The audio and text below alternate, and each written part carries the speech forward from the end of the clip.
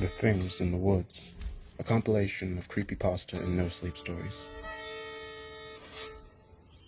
Because You Are My Baby. My mother had the most beautiful teeth. Her teeth are my first memory. I remember them, long and white, and bared in a ferocious grin, shining under the full moon as she told me a story. Not a fairy tale or a picture book, but my story. The story of how I'd come to her, or rather, how she'd come to me. When I was very small, too small to remember anything at all, my mother stole me from a man and took me to live in the forest. She stole me not as an act of love, but as an act of revenge. Though I was desperate to know, she never told me what needed avenging. One night, I finally asked, "Why won't you tell me?" "Because you are my baby," she whispered in her low, wet voice. She stroked my face with long fingers. Her teeth glittered under the stars, rich and pale as polished ivory. "My baby will never hear, or see, or know the cruelties that haunt me." Cruelty was not the only thing my mother knew that I did not, although it was the only thing she refused to teach me. My mother tried very hard to teach me everything else she knew. Unfortunately, I was a very poor pupil indeed. My mother was a remarkable huntress. She felled elk and bear effortlessly. Sometimes she slid into the lake without so much as a ripple and returned hours later with a monstrous fish clamped in her jaws. Because hunting came so easily to her, Mother expected me to learn quickly. "Men hunt," she hissed. "They have always hunted. So shall you." But I could not hunt. Not like her.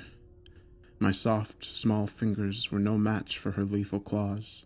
My clumsy little body, somehow so susceptible to both heat and cold, trailed after her whip-like predator's form.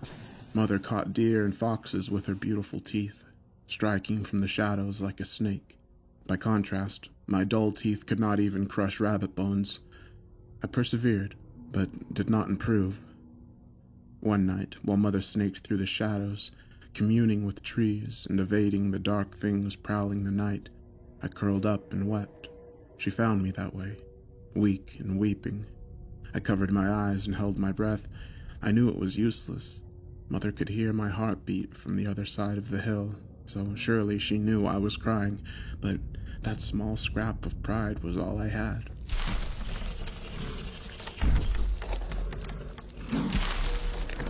Mother stood there for a long while. Then she crept forward and covered me with fresh leaves before lying beside me. "I will feed you always," she whispered. "Because you are my baby."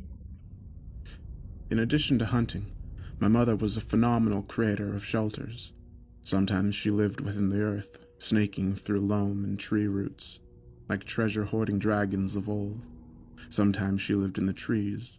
Many nights I watched in awe as her bones elongated and tore through her rough skin, stretching upward to twist among the branches like an ancient spider god. I would wait patiently, sometimes for hours, as Mother communed with the spirits buried in the roots.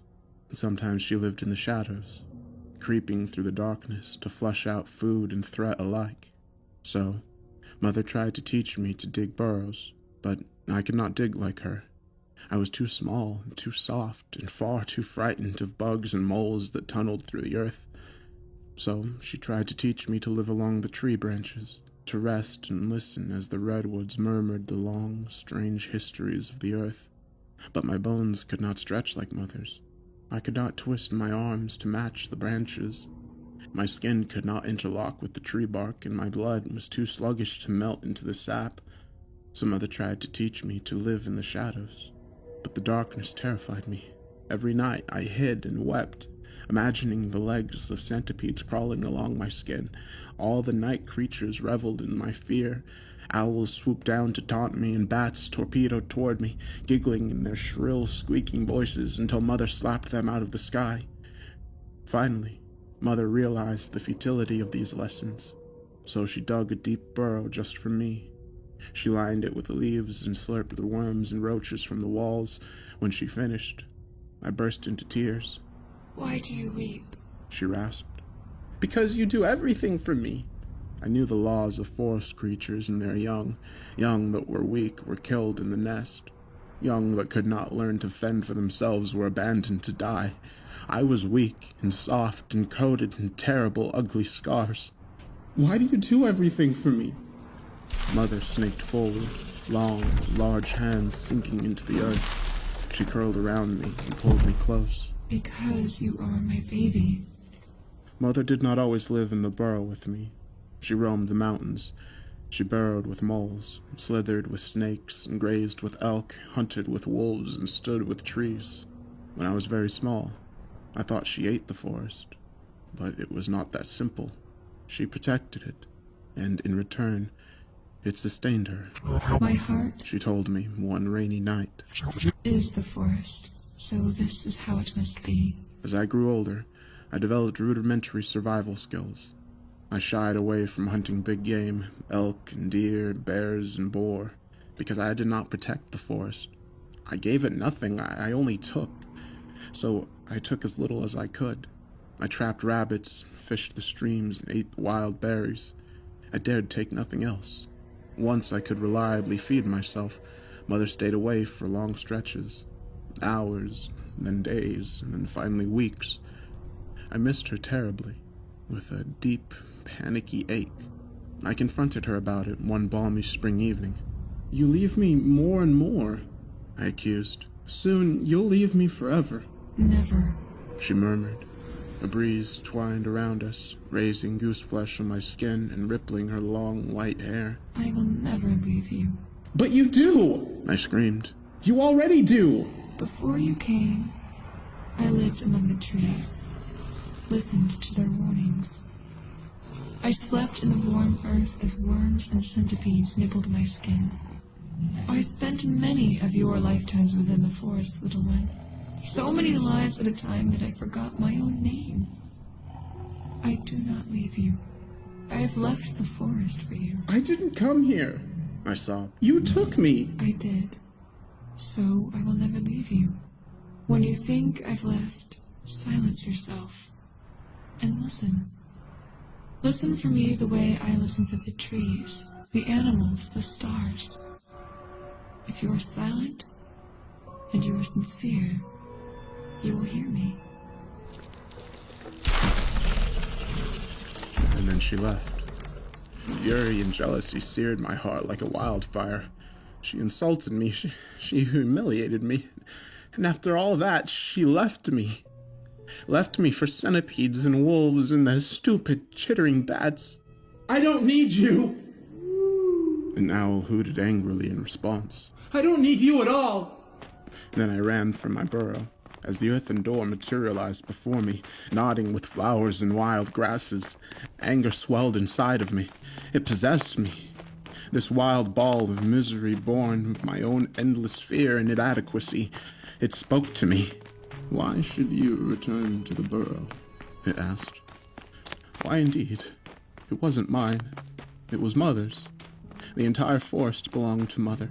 Without her, the forest would have consumed me long ago. So I turned away from the burrow and kept running. I'll find the end of the forest, I decided. I will leave it once and for all. I ran for days, in the process treating the forest with contempt. I stripped the trees of their leaves to make nightly beds. I threw rocks at birds and rabbits. I uprooted bushes and stripped entire groves of their berries, eating until I threw up from sheer excess. And then I ate again. Not out of hunger, not out of any need, but out of malice. And one day, long after spring faded into summer, in a verdant explosion of heat and greenery, I heard voices. I froze immediately. The only voice I knew was Mother's. Wet and low and earthy, rib-shaking whisper. These voices were nothing like Mother's. They were high and somehow infantile, with strange, shrill notes. These voices were like mine. Trembling, I dropped low and crept through the underbrush. Sun-warmed leaves brushed against my face, smooth but painfully crisp. The sun was taking its toll on them. I snaked over the ground, pretending I was Mother, slipping through the forest like an invisible snake. I reached a break in the trees and peered through. In a small clearing were 4 creatures. They had pale skin and wore heavy clothing that looked suffocating. Their hands were small and soft, their faces were smooth and baby-like, somehow half-formed, wide-eyed and rounded, with soft noses and plump flesh. I touched my face, flat and smooth, and looked down at myself, mud-streaked, deeply tanned, and marked with a hideous mass of scars, but still soft, hairless, small, weak. There was no mistaking it. These things in the woods, these overdressed, half-formed beings with small teeth, no claws, and overlarge eyes, were like me. They were men. I stood up, propelled by panicking excitement, and strode forward. All at once they froze. "What the hell?" one whispered. He lifted something in his arms and pointed it at me. It was long and strange to me. Inorganic, not alive, with a wooden handle and a gleaming tube. Just then, I realized something. The forest was silent. A few birds chirped and sang, a few bugs emitted their persistent drones, but the vast majority, birds, insects, trees, were silent. No rabbits, no deer, certainly no bears. These things, these creatures like me, these men, had silenced the earth. They'd stolen the forest from itself. We stared at each other for a long time, as the ever-growing summer heat filled the clearing like an invisible pool. "Mother," I whispered. "Mother, please help me." She did not, so I turned and ran. The men immediately pursued. I could hear them yelling, crushing the undergrowth, stamping on blossoms and bugs, snapping branches as they ran. The forest's deathly silence was worse than any cry. "There it is!" One of them screamed. A second later, the forest exploded. A deafening boom shook the trees and ate through the air as pain erupted at my shoulder. I didn't dare stop or look. I pressed on, running and crying as the men came after me. The forest seemed to punish me for my earlier cruelty. Brambles scratched my legs and steps cut my feet. Branches swiped at my face, leaving deep, stinging runnels. I thanked the forest for its kindness. I thanked it for punishing me, rather than stopping me. The men gasped and wailed amongst themselves. "What the hell is it? I don't know. Is it a kid? Look at its face. Look at its fucking face. That isn't a kid." Something suddenly filled my ears, drowning the sounds of the men in the forest. A deep, musical rushing, like birdsong, transformed into a turbulent river.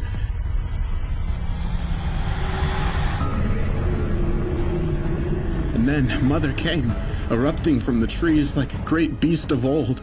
But that's what she was. A great beast. Surely a daemon of the ancient world. She pounced upon them. She clamped one between her claws, squeezing until his head separated and went rolling across the ground. One by one, Mother caught and tore them, shredding them the way she shredded leaves for my bedding.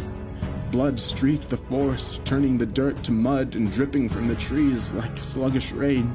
Mother dug her claws into the skull of the last survivor and cracked it open like a fruit. Blood and gray brain glistened in the sunlight. The man screamed and screamed and screamed. Mother leaned down and extended her tongue. It curled outward, pale and orange gold like sunrise on a cold, clear morning, and delicately slipped his brains, curl by curl, like so many worms from my burrow walls. By the time he stopped screaming, the forest had returned to its loud, familiar glory, murmuring trees, and singing birds, and skittering insects, grazing deer. I smiled and ran to Mother. She reared up and screamed. "See what you've done?" Terror paralyzed me. I looked helplessly at her blazing eyes, contorted face, runneled with earth and wild flowers, sun-bleached bone and pale, spongy rot. My mother, my beautiful daemon mother who claimed me out of revenge and raised me out of obligation, staring at me like I was a man. When you stone a bird, my heart stops. When you break a branch, my bones snap. When you selfishly strip the shrubs of their fruit, of their very birthright, my skin blisters. When you hurt the forest, She roared. my heart bleeds.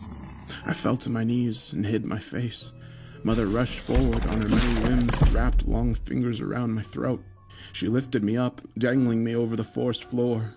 I killed men for you. Now more will come. They will trample. They will cut. They will burn. They will kill. They will kill the bears and the cougars and the wolves, for they will blame the predators for what I've done to you. Do you see? Yes, Mother, I see.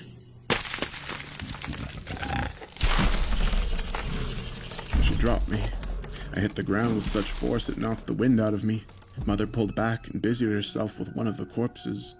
I looked up, shaking. Birds watched from the trees, quick and curious, full of condemnation. I averted my eyes as tears spilled. Mother returned to me. She extended an arm and opened her hand. Upon her large palm were 4 eyes and a large, glistening heart. I stared at them blankly, and then looked up at her. 4 eyes, 1 from each man, and the heart of the one that shot you. Eat, she said. My lips quivered. I couldn't tear my eyes away from the gore in my mother's hand. A heart and eyes, raw and plump, alive just minutes ago. Mother, I said, please. Are you of me, or are you of man? The forest became painfully silent. The animals, the trees, and the insects, all waiting with bated breath. I am of you, Mother. I plucked the first eye from her palm. It was round and curiously firm, with a sort of firm, watery texture. I associated it with rotten fruits. The pink, wormy optic nerve dangled. For a terrible moment, I thought I would vomit. Then I raised it to my lips and bit in. The eyes were awful. The heart was even worse. Thick and almost impossible to chew. Mother had to tear it for me, slicing it into manageable pieces with her beautiful teeth. When I finished, Mother picked me up, holding me tightly, streaked back to the burrow as night fell. That night I became ill. I shook and shivered and hallucinated for days. My mind bled with images of dangling eyes and glistening hearts and skulls cracked apart like pomegranates. Mother lay with me all the while, soothing me with ancient songs like bird songs turned to rivers, and cooling me with her damp, earthy breath. Finally, the fever broke. I sat up, gasping as the last vestiges of my nightmare drifted away. Mother sat across the burrow, hunched over tiredly. You are well. I am glad, for I must leave. I blinked tiredly. Why? Men. She said. But you killed them. There are more. They creep into the forest, searching for their dead brethren. They are cutting the trees and crushing the flowers and killing the bears, my little one. If I don't stop them, they will even come for you. I have to stop them. My heart is the forest and so are you. I must protect both. A lump rose in my throat. Shame, like I'd never known, enveloped me. I'm so sorry. You are my baby. Babies must learn. By learning, they grow. Mother, am I truly of man? Mother closed her eyes. For a long time, she did not speak. She then drew a deep breath. I took you from a cruel man. Listen, I will tell you now of the cruelties I endured. I listened, enraptured and horrified as she spun her sorry tale. Mother was once a young, beautiful human woman. Surely not more beautiful than you are now, I objected. Listen, she said. Mother was alone in the world. She had no family or friends. She once had a family, but they harmed her greatly, so she ran away. She lived in the forest, in a small, ragged tent. She ate wild berries, fished the lake, and boiled water to drink. Laws are strange things. Though Mother hurt nothing and no one, she was breaking the law by living in the forest. She was found and caught and imprisoned, separated from the trees and the birds. Mother faded quickly. Though she was only jailed for a short while, it nearly killed her. The day she was released was the best day of her life, or so she thought. No sooner had Mother gathered her meager belongings and exited the jail than a guard came up beside her. Where are you headed to? He asked. I'll take you wherever you want to go. Mother was ecstatic. Take me back to the forest. She said. The guard obliged, driving her toward the woods. Except he stopped too soon. He stopped at a house. His house, it turned out. The guard was a terrible man. He trapped Mother. He hurt her. He tortured her, abused her in every way. He cut her open and burned her. He snapped her bones. And he put a baby in her. Mother was so broken that he missed all the signs of impending childbirth. When I came, Mother died. He dumped me in a vat of acid and scattered my liquid remains among the trees. But then, I heard you. Mother told me. Mother smiled faintly. Crumbles of dirt and root fell from her face. I heard your cry. Your need for me. I don't understand what Mother said next. It is difficult to translate, but the closest I can come is this. Everyone sings a song to those they love. Most aren't able to hear these songs. If you can't hear, it can't help you. But if you can hear it, a song is the most powerful thing in the world. It kills, it calls, it consumes, it destroys, it strengthens, and sometimes it resurrects. When I reformed and breathed again, I stole you from your father. Mother said. Then I brought you here, because you are my baby. I wept silently because I didn't know what to say. I must go, she said. The trees and the animals need me now. So remember, little one, when you are silent and you are sincere, you will hear me.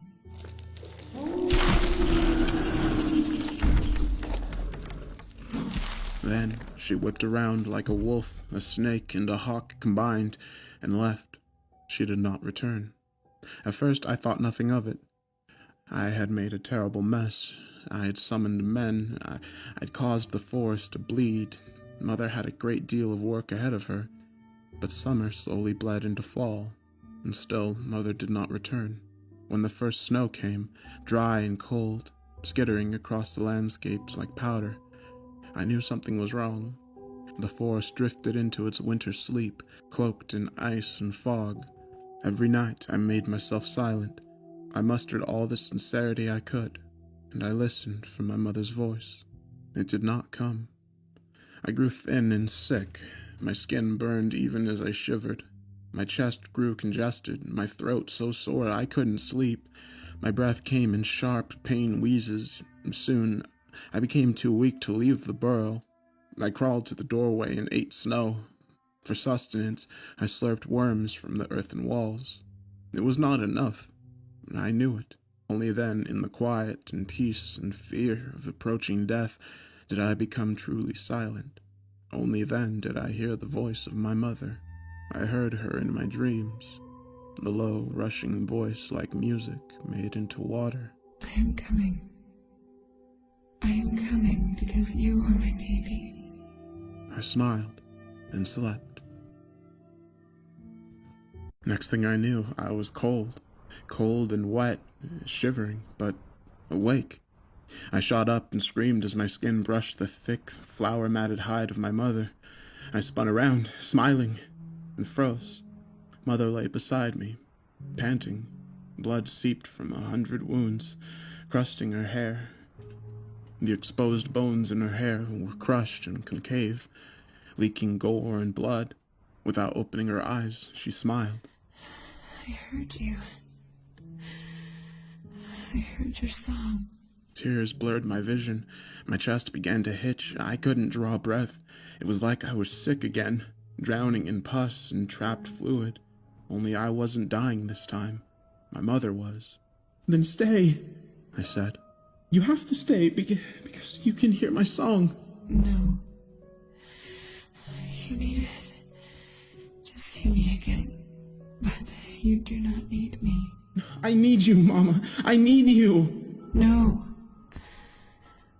I killed all who would harm you. But what about the forest? The forest will kill me without you. She chuckled. Her breath came terribly fast and increasingly weak. You harmed me. Remember, you harmed me. baby. My mother, my beautiful, ancient mother, drew a shallow breath and lay still. I lay beside her for many days, and then, when she began to stink, I left. A hiker eventually found me, the stupid, solitary hiker with a soft heart and a great deal of patience and no fear. When I learned to speak the words of men, the authorities lost no time in telling me that mother wasn't really my mother. They discovered my identity, at least in a manner of speaking, through DNA. My real mother, they say, was a vagrant, a Jane Doe who lived in a tent in the national park. She was alone and defenseless, two things that attract human monsters. After a brief stint in jail for loitering, my mother ended up kidnapped, imprisoned, and tortured by an as yet unidentified assailant who eventually tried unsuccessfully to dissolve her in acid.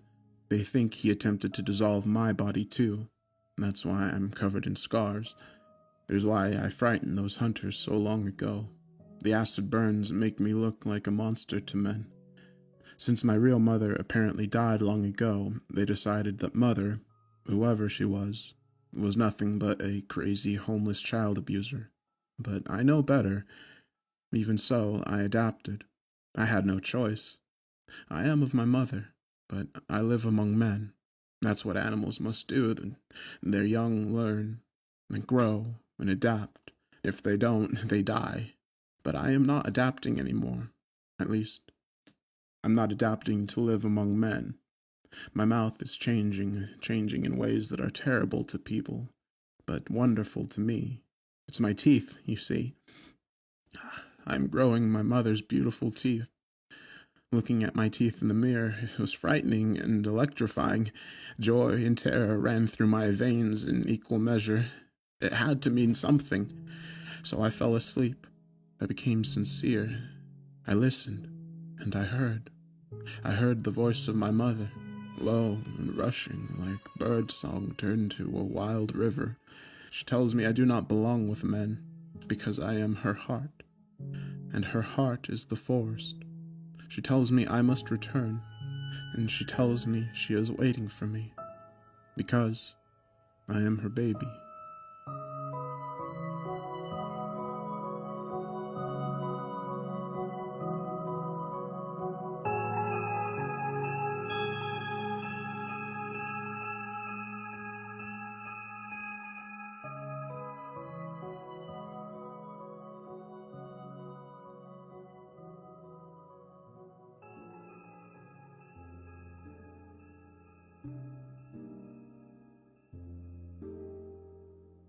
A monster used to tell me bedtime stories. When I was little, my mom bought an old farm in Colorado. It was the most exciting thing my 5-year-old self had ever seen. Forests surrounded us at every turn. A big creek cut through the property, so clear and clean you could count every stone at the bottom. Jagged peaks towered in the distance, choked with pines and capped with snow all year long.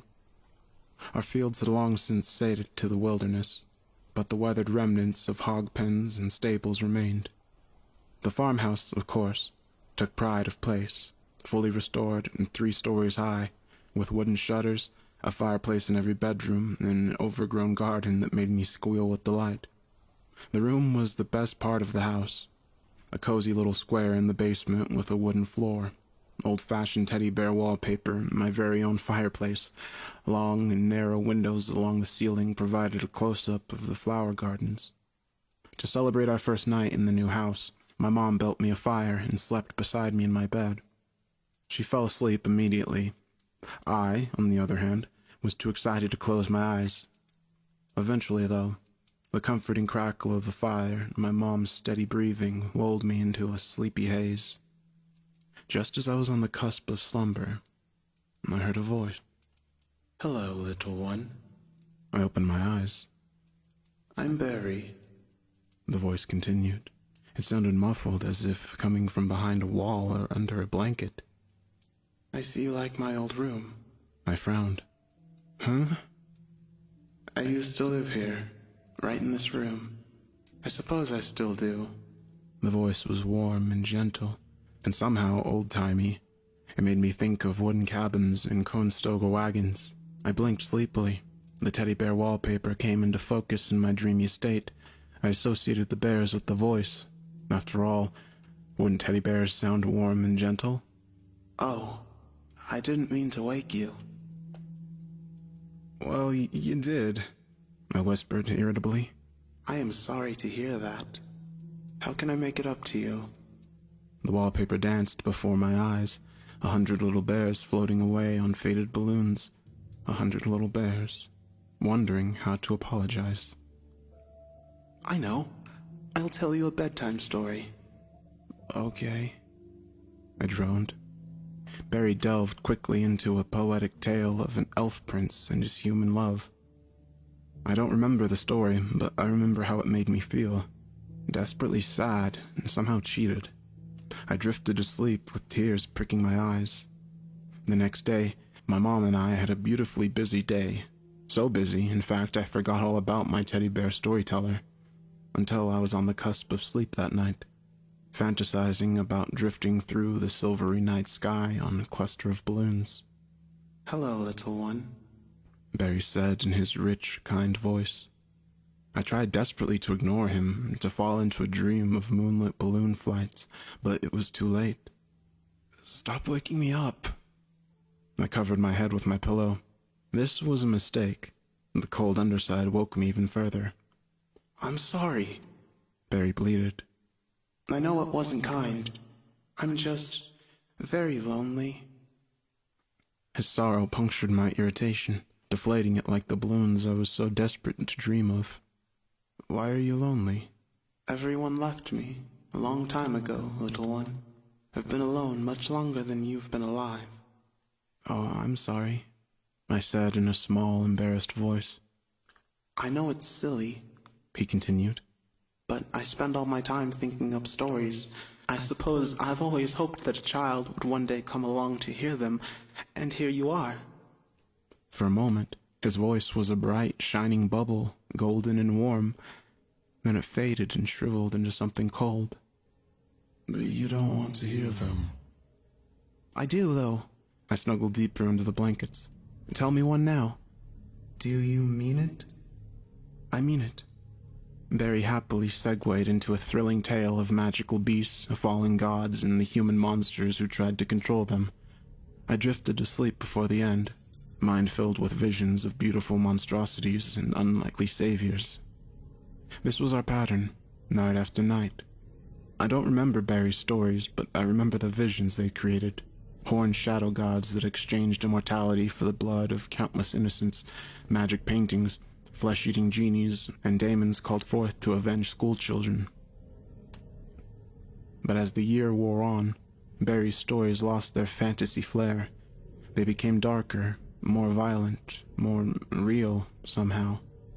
One in particular, a story about a bad man who blew half of his own face off before stumbling into his bedroom to scare his battered wife one last time, made me cry.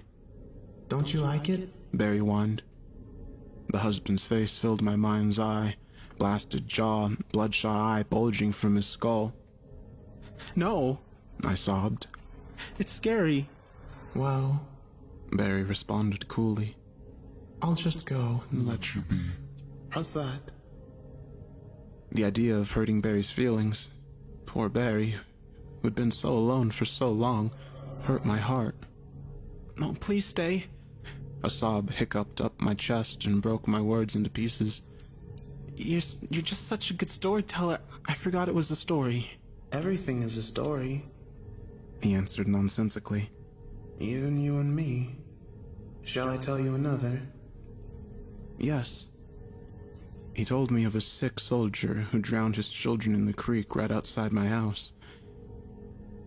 And when the mother stumbled upon him, why, she picked up his axe and chopped his head off. I stifled a whimper. It happened by the hog's pens. If you go out there tomorrow, you'll find that very same axe buried under the forked tree. Curiosity and terror clashed all night long. In the morning, I checked the forked tree. I swept away a thick carpet of curled aspen leaves. There, half buried in the dirt, was an old, badly rusted axe head. From that point on, none of Barry's stories were the least bit fantastical. Each one left me unsettled and panicky. I'd lie awake, staring at the teddy bear wallpaper in hopes that it would ward off nightmares. Even so, I pretended to like all his stories. On the few occasions I dared voice my dissatisfaction with the story, Barry would cry. I didn't like making him cry. Spring settled to summer, and summer darkened to fall. One night in November, as wind came shrieking down the mountain and billowing sheets of hail crashed against the house, Barry whispered, "Little one, do you remember the story of the man who blew off his own fool head?" I whimpered. That man with half a head and dull, bloody eyes popping from his skull haunted my nightmares constantly. "Do you remember?" he repeated. "Yes, Barry. I want to show you that story." My guts went squirmy and cold. "I don't want to hear anymore. I'm sorry." "Not here," Barry said impatiently. "See, come here now." Quick, skittering scratches erupted over my headboard. I shot up, envisioning rats, bugs, or even hail punching through the walls. Instead, a small patch of wall quivered. It sank, almost like something was sucking it through the other side. Then it popped out like a drywall jack-in-the-box, sending a cloud of white dust onto my face. It was a hole, a tiny little door. Coppery light flickered within. Panic overtook me. Fire. "Mom!" "Shut up!" Barry hissed. "It's not fire. Look!" I tried to scream, but fear paralyzed me. My heart pounded so hard it hurt. Mom wouldn't believe me. She would be angry, and why not? I'd done this myself, after all. I'd set myself up as Barry's only friend. And on top of it all, she'd be apoplectic if she saw the hole in the wall. "Hurry and look," Barry whispered. "You're going to miss it." I blinked back tears and peered through the hole. It was my room, but different. Wooden paneled walls and burnt orange carpet. Tea tables piled with art supplies ringed the room, and canvas covered the walls. A woman huddled in the corner, clutching a large canvas like a shield. A man sat at the desk across the room. His eyes were large and blank. A handgun lay before him, gleaming. The lady's shrill sobs filled the room. A firelight played across her pale hair and turned the tears on her cheeks to embers. She closed her eyes and silently mouthed something. A prayer, perhaps. Then she shot to her feet, still holding the canvas, and ran for the stairs. The man didn't move. The fire popped, sending a shower of sparks into the air. They reflected his eyes like stars. A shadow moved behind his head, unfolding like a resurrected spider. No, not behind his head. Out of his head. Long tangled legs exploded from the back of his head. They curled down around his arm and threaded between his fingers. Then, manipulating him like a puppet, those arms forced him to pick up the gun. The man's eyes glittered blankly as the enormous spider legs shoved the gun into his mouth and pulled the trigger. His eyes widened and bulged out of his head like smooth, bloodshot domes. Blood and bone and spongy curls of tissue splattered the wall. The man's tongue lolled, swinging wildly amid ruined tatters of flesh. Then he lurched to his feet and stumbled to the stairs. I closed my eyes as floorboards creaked and doors slammed. I wept as the woman screamed and a second gunshot rang. I didn't open my eyes until the light flicked out. "Wasn't that interesting?" Barry asked eagerly. "Wasn't it good? It's my third most favorite story." I drifted into an uneasy sleep and dreamed of sitting at that desk, watching firelight reflect off the gun. My mother noticed something was wrong. She chalked it up to the change in weather. I was bursting to tell her the truth, but I didn't know how. It was so awful, so ridiculous. Who would ever believe me? That night I lay there, wide awake, until Barry came. "Good evening, my friend." Each syllable danced with excitement. "I have a special story for you tonight. A seeing story, not a listening story." Tears pricked the corners of my eyes. I don't want to." "Yes, you do. Trust me. This is my second favorite story ever." He tapped the inside of the wall. Coppery gold light flared to life within the hole. "Look."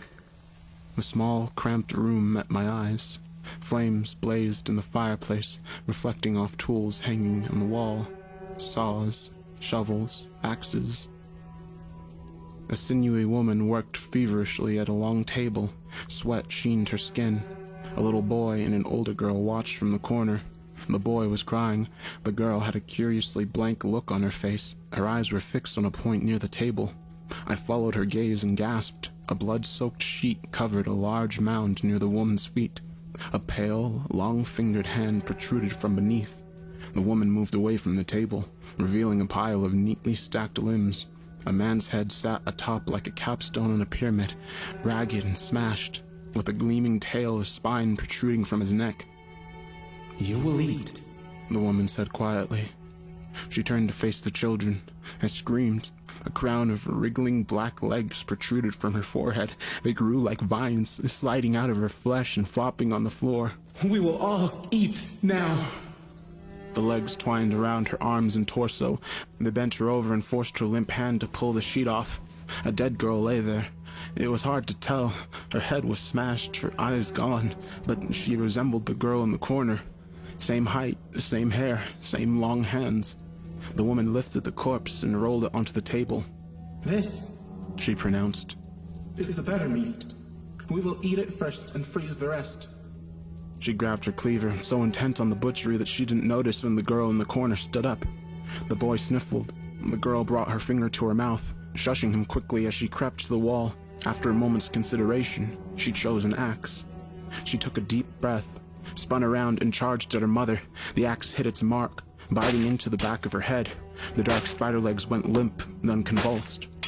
Then, as the girl chopped away, screaming, the enormous creature exploded out of the woman's chest. I strained to see it, but the creature was too dark, the light too unreliable. The girl didn't seem to notice. She kept chopping, impervious as the thing wrapped itself around her and began to guide her strikes. Finally, the girl backed away, gasping. Blood spattered her face and soaked her hair. Her eyes were large and quite blank. "Lindy?" the boy whimpered. She turned, watching him carefully with her flat, expressionless eyes. Then, guided by the spider, she tightened her grip on the axe and advanced. I closed my eyes, plugged my ears, and sang loudly to drown out the boy's screams and the thick, meaty thunk of the axe strikes. When light finally died, I flopped back onto my bed and cried. There. Barry simpered. It's just a story. Something hissed as it brushed against the drywall. A second later, it touched my skin. Sharp and hairy, and somehow filthy, caressing my cheek. I kept my eyes squeezed shut and cried myself to sleep as that awful, hairy thing stroked my face. I woke up with swollen scratches all over my face. My mother panicked and took me to the emergency room. They wrote it off as self-harm inflicted during night terrors, potentially combined with allergies. I slept in my mom's bed for weeks. Barry didn't bother us. For the first time in months, I felt safe. But one bittery cold night, as wind shrieked and my mother's fire crackled. Where have you been, little one? His awful voice came from the walls just overhead. I've missed you. "Please go away," I whispered. "Don't you want to hear my stories?" "No, Barry." "But," he whimpered, "I'm trapped here. If I tell you enough stories, I get free. Don't you want me to be free?" I didn't answer. My mother's slow breathing filled the room. I wanted so badly to wake her. But what would I say when I did? "Just one more," Barry pleaded. The wind howled with such ferocity it blasted down the chimney, whipping the fire down towards the hearth. "Okay," I whispered. "Oh God, it's my favorite, my very, very favorite. Come see." The wall cracked, then opened to reveal a little window. Light flared within. I swallowed a sob and peered inside. It was my mother's room. Her bed, her clothes piled in the corner, perfume bottles on the mantel. I saw us sleeping. My mom curled on her side, me sprawled. The wind screamed again. The fire bowed outward. Flames licked the walls. My sleeping self rolled over. Hair shifted weirdly. I watched, paralyzed, as a hairy black arm sprouted from the back of my head. It grew like a giant flower vine, slithering across the room to the fireplace where it curled around the logs and convulsed, flinging coals all over the room. Everything caught fire, the rugs, curtains, furniture. On the bed, my eyes opened. They were wide and bright and far too blank. I tore myself away from the little window, screaming. Immediately, I began to choke. Harsh smoke billowed down my throat. "Mom!" I coughed. "Mom!" The words came softer and softer until I wasn't making any sound at all. I shook her. She shot up, coughing, and oriented herself with admirable speed. Together, we bolted from the house and watched, horrified as the blaze metastasized. I saw shadows dancing through the windows, incredibly long and incredibly thin, like enormous spider legs. The fire department came and extinguished it quickly. They found bones in the rubble, so they called for more police backup. My mother was hysterical, even more so when they dragged out the remains onto the stretcher. It was hideously deformed, like a particularly absurd Halloween decoration. A dozen enormous arms exploding from a twisted carapace the size of a man, topped with a huge lumpy skull. By the time the police arrived, however, it was gone, dissolved, perhaps into ashes, or maybe never there at all. Just an incident of collective hysteria. I hope that's the case. I hope, but I don't believe. Because sometimes when I'm very angry or very scared, I feel my hair shift, moving to and fro as if displaced by a centipede. Sometimes I reach back, sometimes there's nothing, only hair and scalp. But sometimes I feel hard, hairy sprouts poking out of my skin.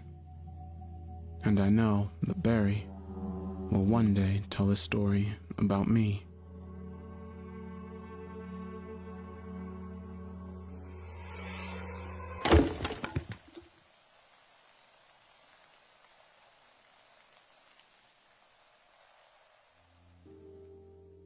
My dog went missing for 3 days. What came back wasn't my dog. As a kid, I was raised in a small fishing community on the eastern side of Canada, surrounded by the Gulf of St. Lawrence and the boreal forest. The entirety of the land was close to 4,000 square feet, with an even smaller number of residents sprawled out over Main Street and some farming houses which had been converted into residential homes when agriculture stopped being profitable. In total, our community is surrounded by a vast expanse of ocean and a seemingly endless barrage of trees. I spent most of my life hunting in those woods, so you can imagine my joy when my parents got me a hunting dog. And while they are more fit to be herding and tracking sheep over grassy plains rather than rabbits and deer through the dense forest, it didn't stop me from taking him on every excursion I possibly could. Sandy had been by my side for enough hunting trips that he'd grown accustomed to waking up just before daybreak, and on a few occasions helped track down small game like squirrels and rabbits through the considerably large area of forest. Sandy wasn't my property, and he wasn't treated like he belonged to me.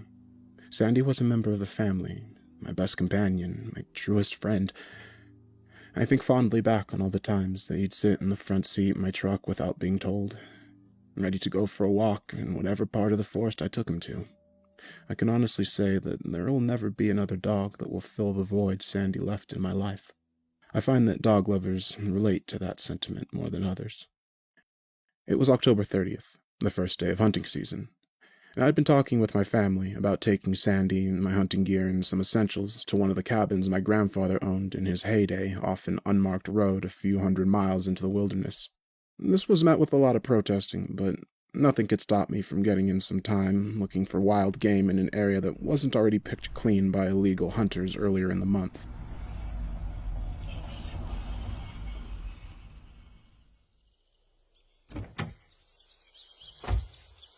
I spent most of my life in the wilderness. There were only a handful of times that things had gotten really weird for me, but usually everything can be explained with scientific reason. That's why I brushed off Sandy's weirdness on the first few nights, chalking it up to being nervousness of a dog that's capable of hearing far-off noises of various coyotes and wolves, bears, and moose. This was untouched territory, of course. And there had been plenty of time for wildlife to set up camp here, too. The first night was fairly normal. I had set up Sandy's bed in the corner of the living room next to the TV that looked like it came out of the early 90s. I figured I'd give Sandy the option to have some place to lay down for a while, despite the fact that he slept curled up with me 9 times out of 10. Close to about 10 p.m. at night, Sandy looked straight at the wooden door and whined. I figured he needed to piss and opened the door to let him out, not worried about having my best friend stray too far from me. Instead, he just sat inside the door, looking out at the forest edge beyond the path. And I too stood and looked for a few minutes before deciding that he had just heard an errant critter close to the cabin. The rest of the night was fairly normal, and Sandy slept with me. The second night, I chalked the weirdness up to Sandy's stress. Earlier in the day, we'd been walking a few miles through the woods beyond the house, and I thought I heard the noise of twigs cracking under something heavy.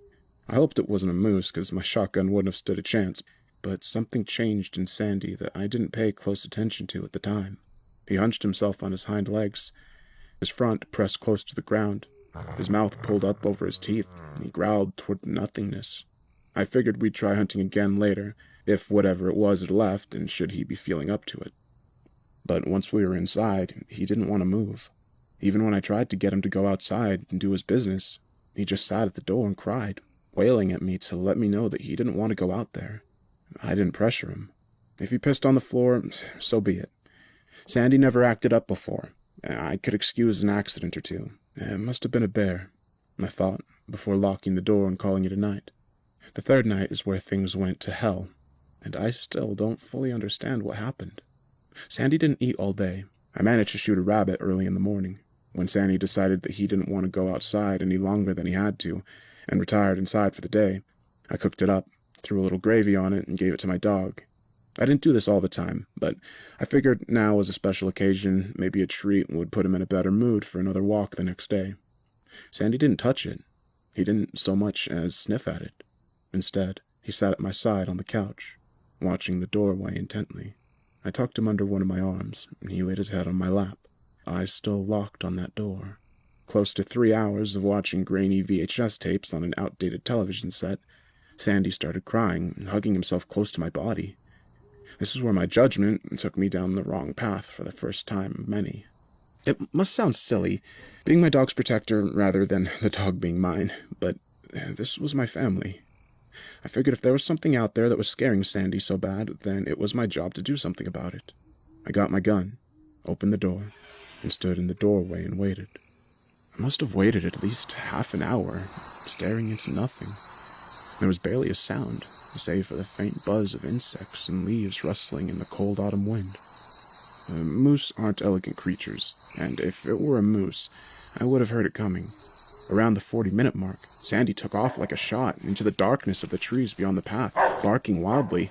I started to get worried, despite my knowledge that my dog isn't entirely helpless in the wilderness. There are still bigger animals that would have liked to take a bite out of him if there wasn't a lot of food. I heard Sandy's bark fade away in the distance. I waited hours, standing in the doorway with my shotgun cocked, ready to put down whatever it was that was waiting in the woods. I waited for hours for Sandy to come back to the house.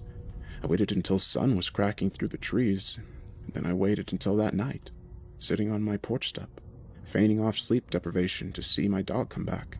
Sandy did come back, but not for another 3 days.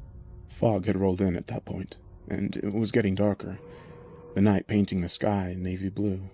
Tracking over the last few days had proved futile, and I started to get worried that I'd need to leave and find more provisions to last me the next few nights. I couldn't leave Sandy out there, lost in the woods, cold and probably hungry. The thought that he might be waiting out there for me to find him and bring him back home was distressing enough. I was packing the things I'd need for the next day's trip. I figured tomorrow would be the last day before I'd go into town and see if my father would help me find Sandy. He was a retired, graying man, but I was sure if I brought up Sandy's name, he'd be more than willing to help me search for him. Thankfully, Sandy came back before I'd even finished that train of thought. I saw him from the window, on the path that led down to the main road, a few dozen feet away from the house. Normally, I'd hear him scamper to the doorway and paw at the door a few times, eager to come in, but this was different. I could see the reflection of his eyes as gray pearls in the milky fog that swamped the house. For a moment, I thought it might be another animal, but the outline of his body and the wisps of thick, low-lying clouds was unmistakable. Still, despite myself, I hesitated. There was something different about his body language. I stared out the window for a few moments before reason overcame my gut instinct. Sandy could be hurt, I thought, or worse. I flung the doorway open, but he didn't come right away. Instead, he stood there, watching me intently, and when he didn't move, I whistled to him. "Here, Sandy!" I coaxed him toward the house. "Come on, here, boy!" The way he moved was different. It was as though his hips had been dislocated, and the angle of his paws changed direction with every step, as though he'd forgotten how to walk properly. His body was bowed to the ground, but his teeth weren't bared. He didn't seem aggressive. The only way I could describe the look he gave me was sheepish, like he'd just gotten into something he wasn't supposed to, and I had yelled at him for it. I thought he might hurt himself hopping up onto the elevated step if he dislocated his hips, but he did just fine. His back half swung a little, oddly enough, and his paws almost folded underneath himself, but he didn't go sprawling. He sat on the step and didn't take his look off me. It wasn't until I had moved from the doorway completely, opened the door wide, and waited for him to walk in that he moved. Straight to his bed. He didn't stop at my hand or sniff at me. He didn't wait for pets or jump up on me like he used to. It was just straight to his bed, where he sat and watched me for quite some time afterwards. I returned to the movie at hand. I called him a few times, but he didn't respond. His ears didn't so much as raise to the sound of my voice, or the pat of my hand on the worn-out couch beside me. I'd missed my buddy, but I wasn't about to move him physically toward me. A few hours later, I went to bed. The more I think back on it, I don't recall him blinking once. He just sat there like a statue. When I turned off the light, I could still see the reflection of jade green following me as I went into my room and shut the door. I could have sworn that I heard him walk in the night. The sound of nails clinking against the wooden floor coming up to the door in my room, but they were slow and deliberate. They weren't like the quickness of Sandy realizing I'd gone to bed and coming to curl up. I heard the noises stop outside of my bedroom, but I didn't hear his whine. I thought nothing of it, and fell into a deep sleep. I figured it must have been a dream. Sandy was still sitting in the upright position I'd left him in when I went to bed. It was as though he didn't move a muscle the entire night. And when I said good morning, he didn't so much as wag his tail. He did follow me into the kitchen, but he paused at the doorway when I put his bowl down on the floor and filled it with the supermarket dog food. Once again, his back half moved weirdly as he slowly made his way toward me. There was a nagging feeling that something was off-putting about the way he looked that day. It was like he'd gotten a little longer overnight, like when he was walking to the door the night before. He didn't come into the kitchen. I figured he must have been hungry being out in the wild for so long, but he eyed me like he was waiting for me to come a little closer rather than touch the food.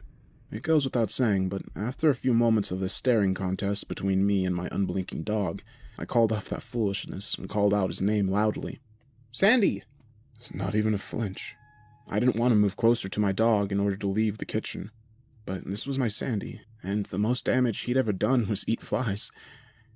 Sure enough, as I passed him, he turned, and his body swayed unnaturally, but he didn't move toward me. When I left that day, I couldn't find anything. The deer tracks in the mud were made a few days prior, and went cold off naturally made trails through the woods. I couldn't hear bugs or birds or even the howl of a nearby coyote. The only sounds from miles away from the campsite were my own breathing, and the sound of crunching leaves underneath my feet. When the sun started to set, I started making my way back, but I should have just packed my shit and left. Just behind a cluster of trees, with the house just visible enough beyond the rise, I figured I found out the reason why the animals had abandoned this place. Generally, when there are mass animal deaths, that usually means that something is wrong in the area of the slaughter, and wildlife are usually smart enough to get the hell out of Dodge. Even cats are bred instinctively to not like drinking water that is close to where their food is, because if you saw a dead animal close to the stream, you'd realize the stream was tainted and find another water source. Hundreds of squirrels were disemboweled and strewn across the grass in an almost perfect circle. Most of them were skinned. When I turned to heave up the contents of my stomach, I saw there were dozens that were inside out. I couldn't help but vomit repeatedly as I tried my best to walk through the circle of tiny organs and mashed-up bodies, not just over the sight, but because the smell was ungodly. I don't know how long they'd been out there, but if I'd stumbled across this sooner, I'd have left with Sandy in tow immediately after. Gradually, the body stopped and delved off into a random dead squirrel here or there. The biggest thing I managed to find just a few feet off the unholy feeding ground was a deer. It looked as though something had decided to skin it alive from hide to neck and drape some of the skin over a branch like someone was tanning the hide. I don't know how long it had been there, but it smelled like it had been dead for quite some time, despite the fact that there wasn't a single fucking fly. The head had been cut off clean, just above the shoulders, and then I realized the organs had been removed. I moved from a walking pace through the forest to a jog. Thankfully, the cabin wasn't too far off. I heaved one final time, wiped my mouth off on the back of my sleeve, and looked up to the house to see Sandy, watching me from the window. I tried to reason with myself and tell myself that Sandy's odd behavior could have been trauma. I know it's stupid to think of it now, but at the time, it was the only reasonable explanation I had to keep myself from going insane. Sandy had realized there was something up with this place, and the second he noticed it, I should have paid attention to the warning and taken off back into town. Once the door was shut behind me, I started packing the food and essentials back into the boxes, moving quickly to try to get my things into the truck before night came. It'd be dangerous to try and maneuver my way through the trails at night, as the hills of Kelly's Mountain were steep, and in pitch darkness, with my only companion being my headlights, it would have been easy to slide off in the ravine and never be heard from again. I didn't want to stay one more night, but I had no choice. I had just gotten back to the house, just moments before the sun finally receded past the horizon, and we were bathed in a navy blue sky once again. I didn't pay attention to Sandy. He just sat at his bed and watched me pack. I figured no harm, no foul. I'd throw his stuff in the truck in the morning and we'd be back in town before night the next day. Glancing at him for just a moment, it was a passing thought that he was looking a little longer today. And when I went to bed, it was hard getting to sleep for the next few hours.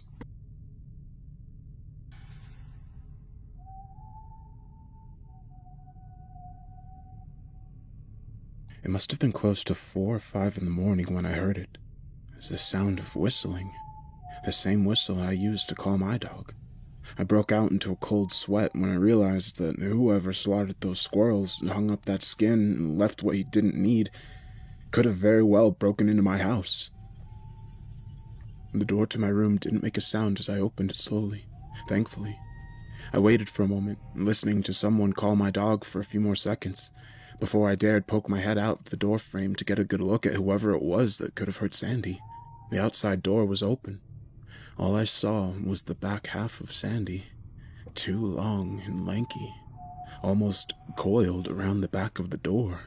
His front half was outside. Whatever it was that was impersonating my dog, it was whistling slowly, calling for Sandy, when I could have sworn that it hunched down to the ground again and said, "Sandy," in the most ungodly voice I'd ever fucking heard. I closed the door just as softly as I'd opened it. I don't know how long I waited with my back pressed up against the door. I knew I left my gun and my bag on my coat rack. I know I didn't sleep. I waited until I saw the sun break over the horizon, and then waited some more, until it must have been midday, and I finally got the balls to open the door again and make a break for it. I wouldn't die in that place. Sandy was gone, and the door was open. His food was untouched, but the fridge was open, and all the meat was gone. I didn't bother packing his stuff. I just threw my bag over my shoulder, made my way to the floor as fast as I could, and turned on the ignition. I couldn't describe the feeling that overcame me as I realized that I'd have to leave Sandy in this place. The thought that he could be dead was never a thought in my mind. I didn't think I could cope with the knowledge that whatever I allowed in my house, whatever disemboweled those animals, could have done the same to him. I made my way down the winding paths and the roads as fast as I possibly could without veering off the cliffs. I felt like I was turning in circles down this labyrinth that would take me back to that house, but when I reached the pavement on the stretch of road that led back to town, I felt relief wash over me, thinking I was safe. Just as I was pulling off into the cement, I felt something hard hit the back windshield, sending broken glass into the passenger seat. I only got a glimpse of the deer's decapitated head catching on the broken glass and tumbling into the back seat. I cried for most of the way home, hands clenching the steering wheel so hard my knuckles were white. I wish I could leave this with a positive note. I wish I could tell you that I found Sandy at home waiting for me. I wish I could tell you that it was the end of it, a traumatizing experience in the woods that I'll get over with time. Last night I found it hard to sleep. I kept replaying the entirety of my trip to Kelly's Mountain in my head. I figured I wouldn't be sleeping for a while and laid there, listening to the wind through my open window. I could have sworn that I heard the whistle I used to call my dog with, coming from the forest's edge. If you go on trips with your dog, I advise you don't let them out of your sight for too long. What comes back might not be your dog.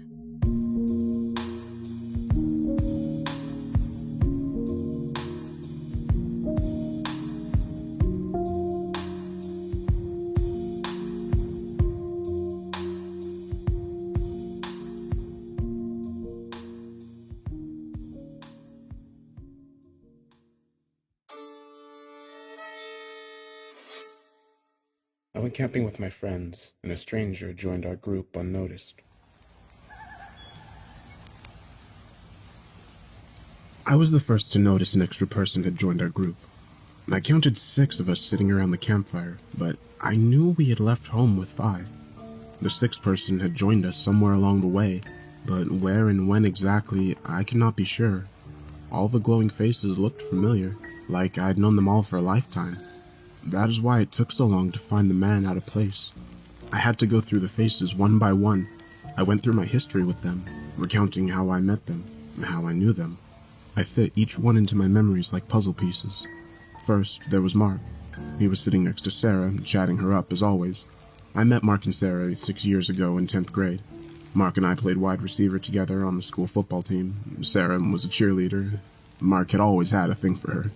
The 3 of us started hanging out after games, Mark flirting non-stop, and Sarah always hilariously rebuking him after a while. Then there was Ben. We had been best friends since 1st grade, inseparable ever since we bumped heads playing tag during recess. He had his arm around his longtime girlfriend, Justine. She started at our school when she moved from Chicago in the 7th grade. Ben sat next to her in English, and soon she became part of our group at the time.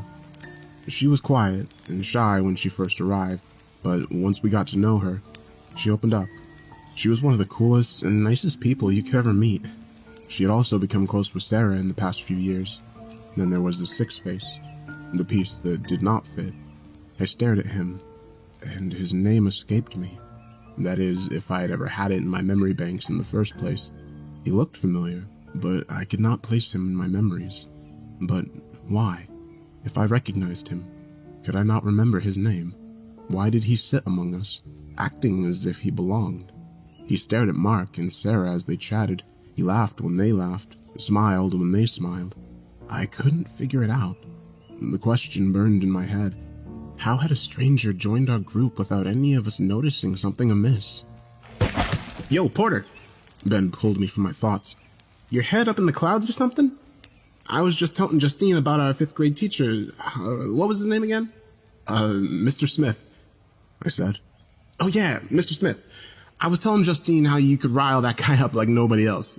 Remember that time you handed in an assignment printed in yellow ink? Ben and Justine laughed. Yeah, I remember, I said. I can still see the steam coming out of his ears. And they laughed again, and I joined in half-heartedly. When I glanced the strange man's way, he was watching us, grinning. He was always watching, always on the periphery, never partaking. Part of the reason he had flown under the radar. I was stuck with the sense that he was studying us. My skin crawled. Ben drained his beer and threw the empty can in the cooler. Well, I gotta take a leak, he said, and walked into the woods, swallowed up by the dark. You should know how to push people's buttons when you want to, huh? Justine said. I shrugged. I was having trouble focusing on the conversation. The weight of the situation, the reality of it, was starting to hit me. The strange man had attached himself to our group unnoticed, and who the fuck knew what his motives were? Questions raced through my mind. None I could answer. How had no one else noticed yet? Why had it taken me so long to notice? Was I going insane? Did I have amnesia and forget this was one of our friends? What the hell is going on here? The strange man stood with a jerky motion. I gotta take a leak, he said. It was the first time I heard him talk. He spoke with an odd lisp. It sounded like he had to force the words from his throat. He walked with an awkward gait, like Ben, disappeared behind the dark veil of trees. No one else flinched. Justine kept talking. I always loved the long relationship you and Ben have. It was so hard moving to the cities and leaving all my old friends behind. I mean, well, I can't complain too much. I wouldn't have met Ben and all you guys otherwise. Justine, don't you see what's going on here? Huh? You're telling me you haven't noticed? Noticed what, Porter? What are you talking about? Who was that guy? I gestured to the vacated spot the strange man left behind. Oh, him? He's, She trailed off. She frowned into the fire. I could see her mind ticking over, and her eyes twinged with concern. I knew I wasn't going crazy. I don't know, she said. Who was it? Well, that's what I'm trying to figure out. We stared at each other. Maybe... Justine was cut off. An ear-piercing scream came from the woods. It sounded like a shrill, injured cat, a large cat. The sound split the air and cut our conversation short. A blanket of silence fell over the four of us. Only crackling campfire persisted. The woods were still and quiet. The fuck was that? Mark broke the silence. I don't know, Sarah said. I've never quite heard an animal like that before. It sounded like some fucked up mountain lion, Justine said. You ever heard anything like that before, Porter? I shook my head. My fingers tingled with adrenaline. Ben was still in the woods, and the strange man was out there with him. Dread filled my gut. There ain't no mountain lions out here, Mark said. It's probably an elk. They can make some creepy sounds. Sarah agreed. Justine bit her lip and scanned the woods. It's probably okay. I think Mark's right, I said to her. But I wasn't sure I believed it. Mark and Sarah had started up their conversation again when the strange man bumbled out of the woods. They paid him no mind. I was hoping something would have triggered in them by now, but they were oblivious. The strange man took a beer from the cooler. He fumbled with it, struggling with the tab. It was as if he'd never opened a can before. When he finally had it open, he sat, beer in hand, and continued to watch Mark and Sarah, a thin smile on his face. He never did take a sip. I watched him from across the campfire, his head wavering behind the heat. I touched on what made me uneasy about this strange man. Aside from the fact that he managed to infiltrate our group without any of us noticing for a long time, he moved with jerkiness and awkwardness, like a newborn animal. Nothing he did was smooth or well-practiced. It made everything he did look like an act, an imitation. I didn't make the connection at the time, but I should have seen this man was not quite human. But at the time, I wasn't sure what to think. I guess I just thought he was a freak. I considered calling him out then and there. I wanted to ask him what the fuck he was doing, but I'll admit, I was scared. I had visions of this guy being some horrific serial killer. I didn't know how dangerous he was, or if he was armed. I didn't want to push him into doing something drastic that got us all killed. As time went by without any sign of Ben, I became convinced the strange man had done something with him. I watched him plotting, planning, and marking his next target. Anger sprouted from my fear, and I started to see red. I needed to stop him. We used an axe to chop firewood for our campsite, and it was leaning against my seat. This man was dangerous. I was sure of it. I convinced myself that I needed to do something before another one of us was next. I clutched the axe handle. The smooth wood felt reassuring in my hand. Justine touched my arm. Porter, where's Ben? I'm getting nervous. It's okay, I lied, patting her hand. I'm sure everything is okay. I stood with axe in hand. I'm going to get some more firewood, I announced, more awkwardly than I hoped. Okay, dude, Mark said. Porter? Justine's voice wavered. Speaking up was a mistake. I'd drawn the attention of the strange man. I walked past him, trying to act as nonchalant as possible, but I was never a good actor. He watched me the whole way. He maintained his glare as I reached the perimeter of the woods, and as he looked back, his head rotated around an unnatural distance. That was enough to chill my spine. I was hoping he would turn around to look away and give me an opening, but he never did. I'm not exactly sure what happened next. I never saw him stand up and walk over to me. I never saw him move a single muscle, but in an instant, he was standing in front of me, inches away from my face. It was as if he had teleported. A metallic smell stung my nose. The strange man stunk of blood and copper. The axe trembled in my hand. Any thought of actually using it fled my mind. I locked into place, my skin covered in goosebumps. Power radiated from him. He spoke to me. He said in his forced tone, and he smiled wide. At that moment, Ben emerged from the woods. "Ben!" Justine cried. "Jesus!" Ben said as Justine squeezed him. "Did you guys hear that cat thing?" We think it was an elk." "Where were you? Why'd you take so long?" Justine asked. "I guess I wandered too far off and lost sight of the campfire. It took me a while to find my way back. For a second, I thought I was going to have to freeze my ass off out there alone tonight." The relief washed over my body like a wave, crashing into my muscles. I felt each one relax. At least Ben was safe. I looked for the strange man, but he was gone. He somehow slinked away while I was distracted. He was good at going undetected when he wanted to. My thoughts turned to getting out of there. Even though Ben was unharmed, that guy was still trouble. I started back towards the group and caught the middle of their conversation. "I don't know, actually. Yeah, who was that guy?" Ben said. "I thought he was with you guys," Sarah said. "Yeah, isn't he your friend?" Mark added. "I thought he drove over with you three." "No," Ben said. "I don't know who he is." The panic spread over everyone's face. They were finally feeling what I was feeling. The realization had set in. "We need to get out of here," I said, "before he comes back." "Yes, please," Justine said. "We have to leave now. That guy was a freak, right, Porter?" "Yeah." I explained to them how I noticed that he was the odd man out when we were sitting around the fire. I explained the odd behavior, and they all agreed the guy was strange and possibly dangerous. None of us could pinpoint exactly when he had joined the group. He had slipped in unnoticed and unaccounted for. It was uncanny. We packed up our tents in record time. We trekked for 15 minutes to our cars through the dark woods, flashlights in hand. We heard the screech of the elk again, if it was an elk, which I have my doubts about now, and we took some comfort from the fact that it sounded farther away. Even so, we picked up our pace for the final stretch of the walk. I felt like I could finally relax behind the wheel and locked doors of my SUV. Justine and Ben sat in the back, while Mark and Sarah followed behind in Mark's beaten-up Ford Laser. We were heading out of the woodland and were planning to shack up in the motel for the night, before heading home in the morning. I thought we were free and clear. We wound our way around the dark roads that snaked through the woods. I let a smile open my face when we finally reached the exit road. It was an arrow straight stretch of asphalt that split through the last few miles of woodland. I pressed on the accelerator. I couldn't wait to get the hell out of there, and I think Mark was feeling the same way, because he sat close on my rear bumper. I remember thinking, at least we'll have a strange tale to tell after all this. I didn't think it was about to turn into a horror story. The trees and the dashed lines on the road blurred past us. My headlights reached out for the seemingly endless road, and my speedometer needled its way toward 100 miles per hour.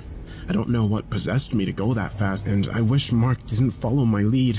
It was a mistake. The strange man appeared from behind a tree. He walked into the middle of my lane. I slammed on the brakes, but it was too late. The next sequence of events happened so fast it plays like a slideshow in my mind. The tires screeched. There was a smell of burning rubber. The strange man folded over my bonnet and got sent flying down the road.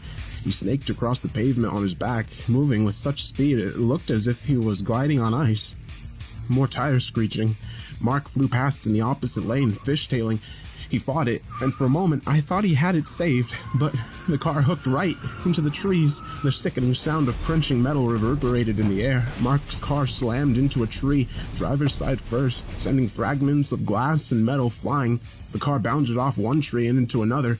The front passenger side impacted this time, and the passenger side cavity caved in, sending a wheel bouncing into the woods. The crumpled heap of car came to a rest. Justine was the first out the door, crying out Sarah's name. Ben went after her, and I followed after him. Everything felt surreal as shock coursed through my body. It was as if I was watching it through a screen. I floated over the asphalt as Justine and Ben sprinted toward the steaming wreckage, the crash scene dimly lit by my SUV's one remaining headlight. There are two screams I'll never forget. They imprinted themselves on my brain, and I'll hear their echoes at night forever. If I happen to get Alzheimer's later in my life, I know the last thing to go will be these screams. The first one I heard when I was 13. It came from my mother. It flooded the house, splashing off the walls. I ran out of my room and saw her crumpled at the front door with 2 police officers standing by. They had notified her that her eldest son, my brother, had died. The second came from Justine when she saw what was waiting for us in that Ford Laser. Mark was unrecognizable. He was a shattered mess of bone, skin, and blood, melded and intertwined with the crumpled steel.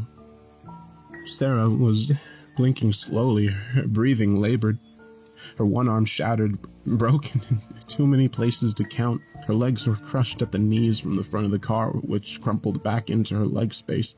Her legs would have been flat if I could see them. Justine turned away and fell to her knees, face buried in her hands, shoulders heaving. Ben tried to comfort her, but he turned away and threw up on the side of the road. I pulled out my phone, struggled to dial 911 with my fingers shaking. I kept pressing the wrong numbers. My voice was small and distant as I explained what happened to the operator. She told me to stay on the line, but as I looked down the road, I dropped my phone. The strange man was standing there. His grin reached from ear to ear, showing a grandstand of teeth. His shoulders shrugged up and down as if he was laughing. In fact, the fucker was laughing. If I were not in shock, I would have gone after him right then and there. I would have torn his heart, if he has one, right from his chest. But all I could do was stare, mouth agape, struggling to keep the tears behind my eyes. The strange man started for the woods. I watched him go, and watched him change. I saw it. I know I did. This was no illusion, no trick of the mind. This was real. I saw him shapeshift. I saw its true form. We were not dealing with something human that night. After countless hours of research, I believe I saw what others have called the Goat Man. Its horns stuck out unevenly from its head, its grinning snout bared rows of sharp teeth, and walking upright, like a man with an awkward gait, it vanished into the shrouded woods.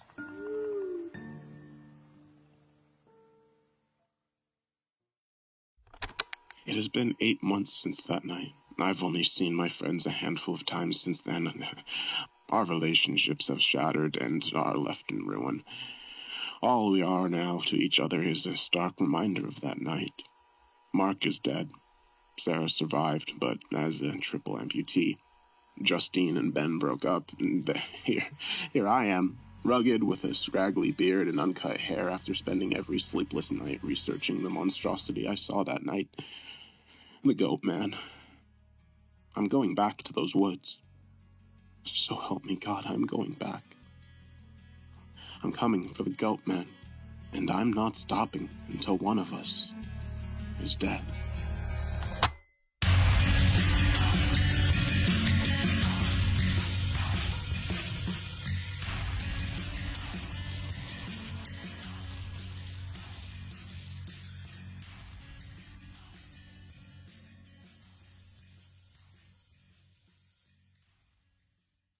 Out in the woods.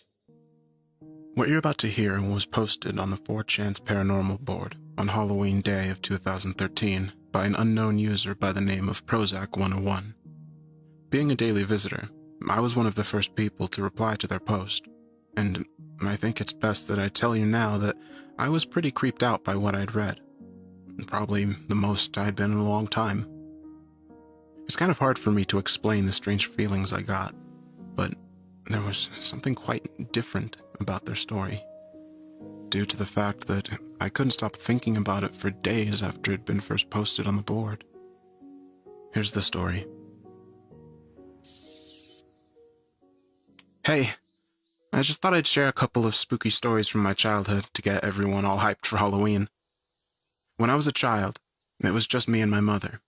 We lived in a property owned by my grandma, a 3-story old farmhouse right at the fringe of the woods. It was far off the road, down a long, unlit gravel driveway. It felt very isolated at night, being so distant from any other houses.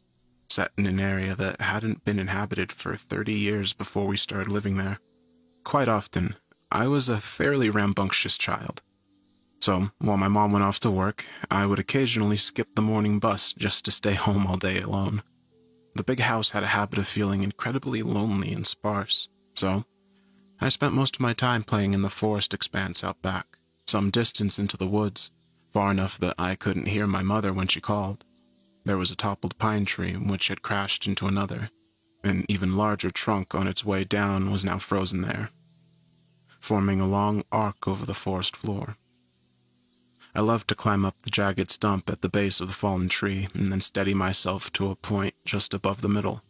I was never able to make it all the way to the top because it just got too steep for me to continue any further, and I had a pretty bad habit of freaking out from how high I was. One day, I was sitting in my usual spot in the fallen tree, which was a good distance from the ground, just listening to the birds singing and simultaneously feeling the warmth of the sun on my neck, when I heard something strange from underneath that paralyzed me in shock. Hey, kid. I was gripped by a sudden strong surge of fear for a moment. The voice had come from directly underneath me. I strained to look down, but couldn't see anything over the ledge. For a long time, I just sat there in absolute silence, and I was at the point where I was almost soon to convince myself that I had imagined hearing a man's voice at all. I know you can hear me. His voice was much louder this time, as I yelled something out and scrambled up the log a bit higher, trembling nervously. I dug my fingernails into the bark and held tight for dear life. I sat there, trying to collect my nerves for God knows how long. Although I couldn't see it, the presence of the thing underneath me was still clear. The birdsong was much softer, more cautious this time. And when I listened closely, I swear I could hear the faint echo of a human breathing. Gathering all of my courage, I vowed to prove to myself that it was all in my imagination by leaning over the edge as far as I possibly could without slipping right off. Digging hard into the bark behind me, I stretched out along my arms and peered over, getting a full view of the empty forest floor and undergrowth, when suddenly, Come down here, or I'll come up and grab you. it was as if it was being screamed right in my face. I released my grip on the tree in fright and plunged off the platform. I was saved only by grabbing a nearby branch, and for one awful second, my bare legs dangled in the cold air. When I pulled myself up, I ran at full speed to the top of the collapsed pine, to the point that I'd never reached before. I sat there, just below the rustling canopy, pissing myself and staring at the distant base where the splintered wood rose, fully expecting at any moment to see someone crawling rapidly up the pine towards me. Instead, all I heard was the wind whistling in the leaves above and below me, and occasional snippets of birdsong. It was about 2 hours before my mother got home and found me, after much worried searching, trembling, and crying at the top of the fallen tree. Although this incident spooked me and my mother, in time, I somehow recovered, exhibiting that naive, hard skin of a child. Although I never went as far into the forest as I used to, and never again even approached the fallen tree, and never again even approached that fallen tree. Once when I was 12, I had the chore of taking firewood from the shed out back, and just at the edge of the woods, and to bring it back inside the house.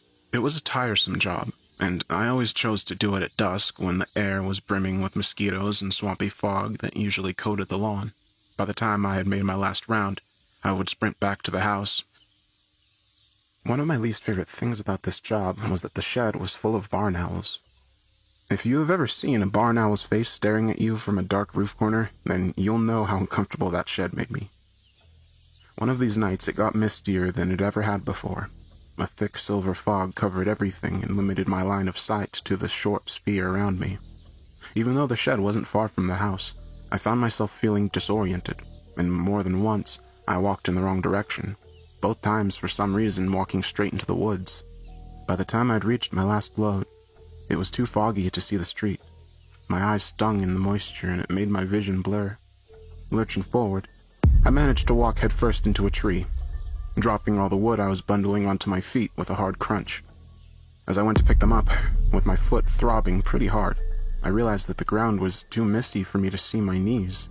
I decided to head to the house, since we had more than enough wood for one night. However, it was getting pretty dark, and I couldn't make out any signifiers of which direction I was heading in. Even though I cautiously walked for several feet in all directions, trying to figure out my position in the mist, I still couldn't figure out any points of identification. I couldn't even locate the fence or the gate. And the more I walked, the more I seemed to stumble into trees, pine needles, and mud crunching under my feet instead of dew-covered lawn. After a while, I finally realized that I couldn't even find the shed anymore. Cursing myself for being so dumb, while trying to ignore my thumping heart and sense that something else was at play, I became aware that I was lost somewhere in the fringe of the forest. Screaming out for my mother at the loudest possible volume was only met with the resounding silence from the depth of the mist all around me where I stood, affirming that I had wandered too far from the house to be heard. As a deep panic started to settle on me, I noticed a glimpse of something pink moving against a nearby pine tree. Coming closer, I saw that it was a ripped-out square of pink paper. On it, there was an arrow, pointing left, looking vaguely like something my mom might make. I rationalized to keep me from getting lost. So, foolishly, I followed the direction set by the green arrow, shivering in the increasing cold. I kept walking for about 5 to 10 minutes before needing to stop to take a breath. My heart was pounding so fast it was beginning to hurt. As I was sitting down, however, I spied what appeared to be another note fluttering on a nearby trunk. I noticed that this one was embedded with a long nail. It bore another arrow, this one pointing up, and a small, sloppily written note that said, "This way." Despite my increasing panic, I convinced myself that these notes were my only shot of getting back before nightfall. I was desperate to get the hell out, and my brow was cold with sweat, so I followed the green arrow, to the point where I could dimly make out another spot of pink, up an incline of collapsed stumps and leaf litter. At this point, it was getting pretty dark, and I had to strain both my eyes just to see a few meters ahead of me. Following the green arrows, feeling less and less sure of where I was, I stumbled through the woods, groping out in the mist to feel for the trees. Although I was terrified of something unseen grabbing my arm, I came across the third green note, which had another arrow pointing up again. This one led to an increasingly steep slope that I didn't recognize being anywhere near my house, and with a poorly drawn smiley face right above it. At this point, I became too freaked to cope and started to cry a little bit. As I slumped against the pine stump, the possibility that I would be out in these woods all night was beginning to sink in, like a syringe being driven into the veins within my arm. I caught a glimpse of another pink square in the near distance. Squinting hard, unnerved by these notes, all of which looked fresh and without sign of decay despite the previous week's nonstop rain, I read it afar. What I read made my blood turn cold. I stood to my knees, dead silently, wobbling on them in fear. My ears were sensitive to any tiny prickle of noise in the mist. For a long time, I stood there in the rolling fog, reading and rereading that horrible note over and over again before a snapping stick somewhere behind me caused me to sprint blindly, and twigs snagging at my ankles and cutting up my face as I ran. Written on the note in big green letters was my name. I felt like I was running for hours. All the while, the rain and mist lapped at the back of my neck like the decaying breath of someone running right behind me. Somehow, I made it back to the house. All the lights were off, and I struggled to find the keys for a moment. When I found them, I bolted indoors and quickly crawled into bed, where I remained, unsleeping till morning. Mom just thought I'd come inside and gone to bed, and hadn't thought to leave the lights on. It was a miracle, or some freakish coincidence that I even found the house at all. The final incident at that damned house was witnessed only by my mother. Up until then, she'd never experienced any of the strange things as I had, although we mutually shared the peculiar, oppressive quality that the house's interior had on us, and its placement in this dreary, imposing woods. Although I was obviously never a popular kid, by living way out in the country in the opposite direction from everyone else at my school, I did make some friends in my first year of high school. One of these friends, Amanda was her name, invited me over one night and I accepted. My mother drove me out to the place, which was about 3 miles away, then drove back home. The night went well, and we watched a horror movie, suitably, devoured some pizza, and probably smoked a little pot. My mother went home alone, where she intended to get some writing done. She worked for a magazine at that point. It was about midnight when I received an off-putting text from Mom in all caps. "If this is a prank, I need to know immediately. Thinking it was some kind of joke, I texted back, "Calm yourself, it is what a prank?" Almost immediately the response, "Are you at home?" Of course I responded no, though I was thoroughly weirded out. I didn't receive another text until around 3 a.m., when she told me to go to my grandma's in the morning and to not by any means dare go home. I remember those bleak torrents of rain the day I went to my grandmother's, and how terribly soaked I was when I finally got there. I'd had to fight the temptation to go home and drop off my bags, but Mom's disturbing messages from last night were enough of a warning not to do so. When I arrived, Mom and Grandma were having lunch.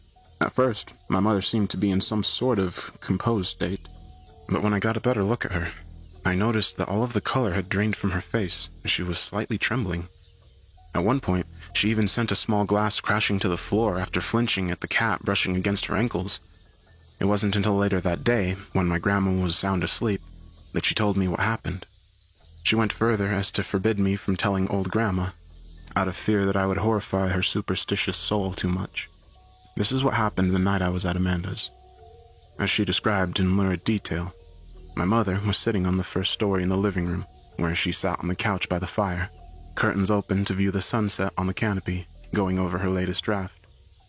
At first it was so faint that she barely noticed it, but after a while, my mother became aware of, and vaguely irritated by, tiny thumping noises near her head, at the window.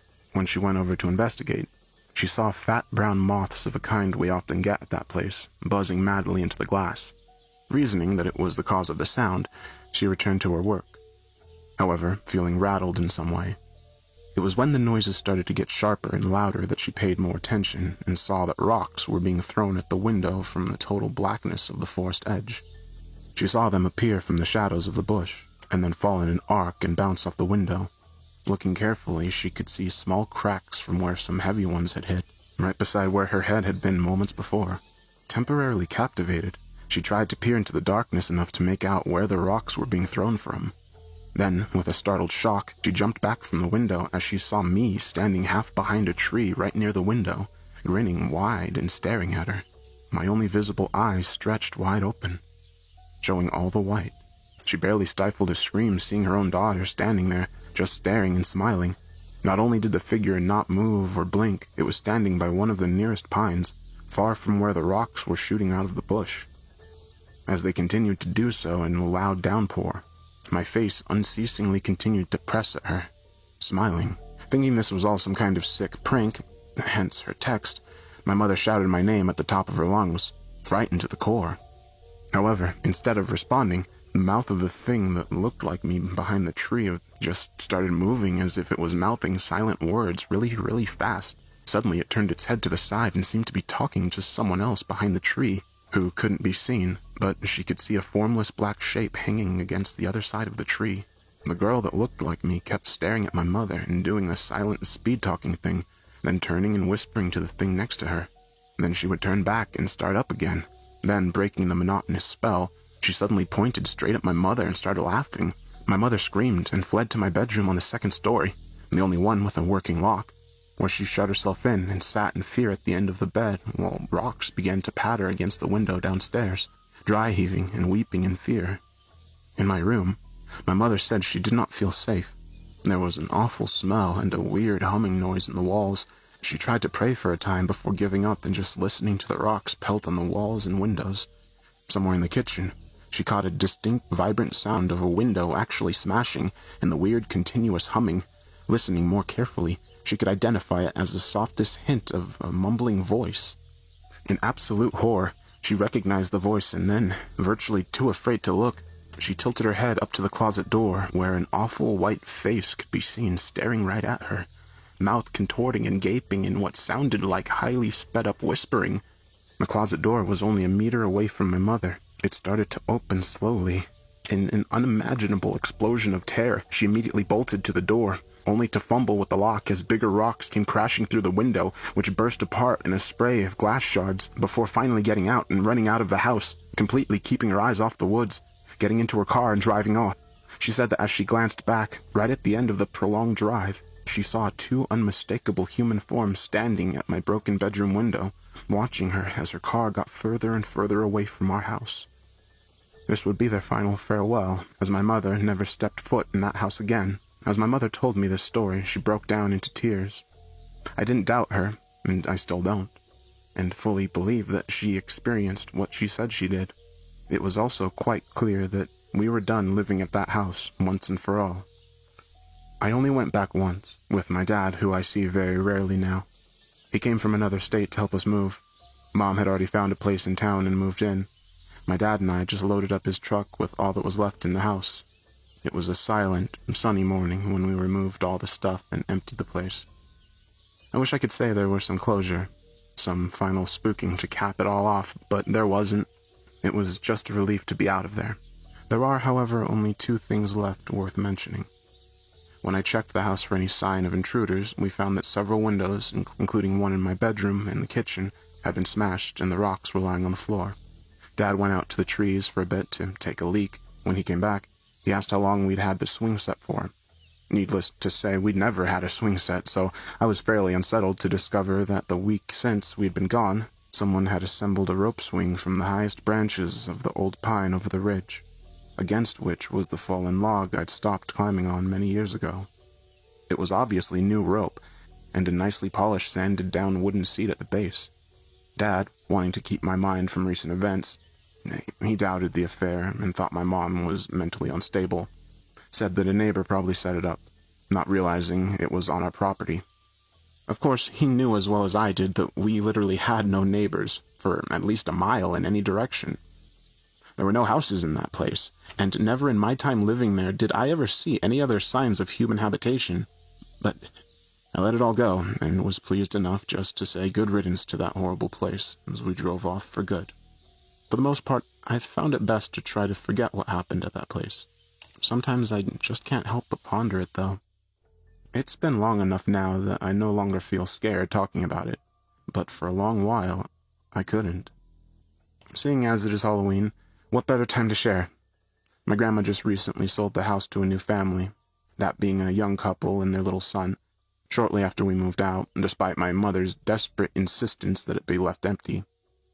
Now she refuses to talk about what happened altogether. I'm less anxious about it, although sometimes I can't help but let my imagination get the best of me. All I can do is think of that old house, the fallen down tree, the new occupants, and that swing out back, gently spinning in the breeze as that little boy toddles obliviously towards it.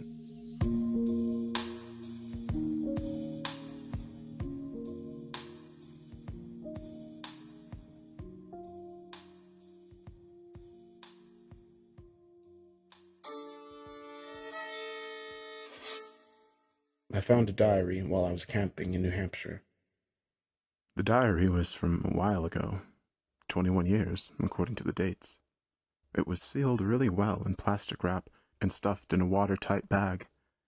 If I hadn't hit the thing with my shovel when digging a hole to take a dump, I never would have found it. I wish that would have been the case, because I can't stop thinking about the stuff I read. I'm only going to share the fucked up parts. But all I'm leaving out is the lady talking about how she and her husband were spending the month camping and having a good time. There, and I just saved you 5 pages. Here's where it got weird. 7/2/1994, 7 a.m. Last night, James and I got woken up by a ridiculously bright flash of lightning. There was no thunder either. James said it must have been heat lightning. He's probably right, because it was distinguishably hot and muggy all day. And once the sun went down, it got even more humid. We eventually got back to sleep, and this morning, the air seems a little less like a wet sponge. We're hoping to do 12 miles today. 8 p.m. I don't even want to write this down, because it's so gross. But James asked that I do it anyway, so we'll remember to report what we saw once we get to a ranger station.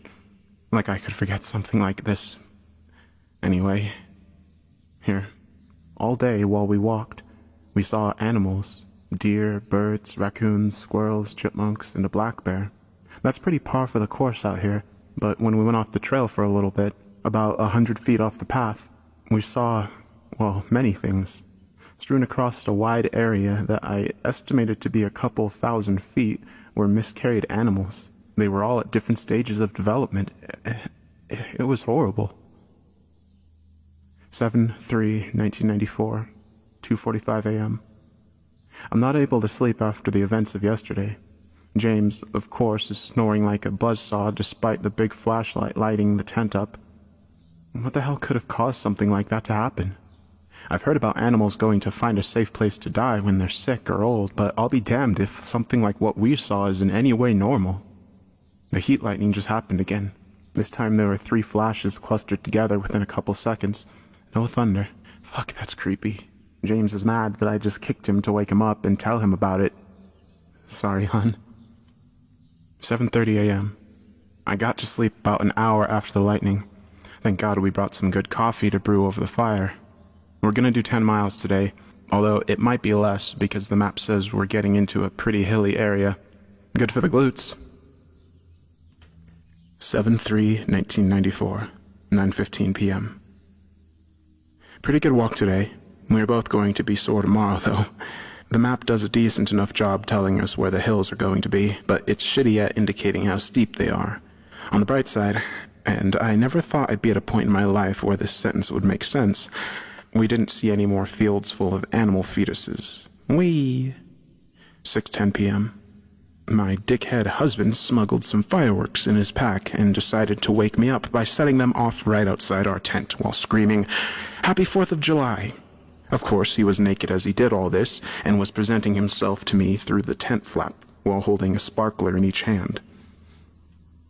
I've come to the conclusion that I love his sense of humor between 8 a.m. and midnight, and anything from 12:01 a.m. to 7:59 a.m. makes me want to choke him. Waking up to explosions and his dick and balls is not quite how I envisioned our morning together. Take away the explosions part, though, I'm pretty okay with it. It looks like it's going to rain today. The clouds are low in the sky, and it's pretty breezy. Gusty, too. The rain gear we brought before we started our hike kept us dry during the storm last week, though, so I'm not too bummed about it. 6:30 p.m. No rain while we walked. James shot a rabbit an hour ago, and he's about to skin it and get ready for the fire. He's making me learn how to do it, too. It's pretty much the last thing I want to do, but there's no reason why he should have to be stuck with the job every time we want to eat some cute forest critter. Ugh, here we go. 7:30 p.m. I had just finished throwing up. As soon as James started working on the rabbit, we saw how sick it must have been while it was alive. Again, I'm only going into detail so we can report it to the ranger station, but for fuck's sake, James, if I have to learn how to skin a rabbit, you can learn how to write clear, descriptive sentences. That's a fight for another day.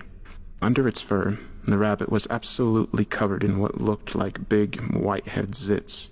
They were under a lot of pressure, too, because when James poked the tip of one with the knife, it burst and flung grayish-white pus like 10 feet and onto the tip of my shoe. Cue me throwing up for a half hour while he apologized and tried not to laugh. We still have a good amount of beef jerky and stuff in the food pack, so it's not like we're going to go hungry, but it would have been nice to have something a little different. The rain finally started, and we're stuck in the tent. And here's the lightning again. It's flashing over and over and over. Sometimes it's a few quick bursts, others it's a single one that lasts upwards of 4 or 5 seconds. It's those long ones that scare the shit out of me. I've never seen lightning like that before. James kept telling me that it's unusual but not unheard of, especially at this time of year. It appears to be tapering off a little now. I'm pretty glad it coincided with rain this time. I guess it really is just plain lightning. James a pretty reassuring guy. Early bedtime. 7:05, 10 a.m. I'm freaking out because James is trying hard not to freak out. We've been up since 6, and when we opened the tent, the ground outside was covered in dead birds, dead bats, dead bugs. And I mean covered. I guess we didn't hear them hitting the ground because of the rain that started up again while we slept, but we still have no explanation to why they're all fucking dead. That's not the worst part, though. They're all covered in those zit things like the rabbit. We're deciding to cut the trip short and just get the fuck out of here. The map says there's a ranger station about 40 miles to our west, and James says we can get there by tomorrow afternoon, if we really move.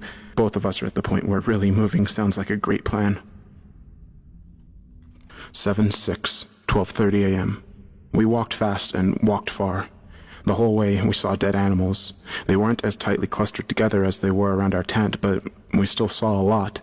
I remembered walking under a tree where the ground was littered with dead wasps, and when I looked up, there was a huge nest with nothing flying around it. The forest is almost silent, too. No birds, only insects, and even their sounds are few and far between. I never realized how omnipresent their din was until it was nearly gone. Fuck. Just a minute ago, the first live deer we'd seen all day walked into the lit area around our tent. It stared at us for a while on the outskirts of where the light fell, and when it turned around, I saw a dead fawn hanging halfway out of her body.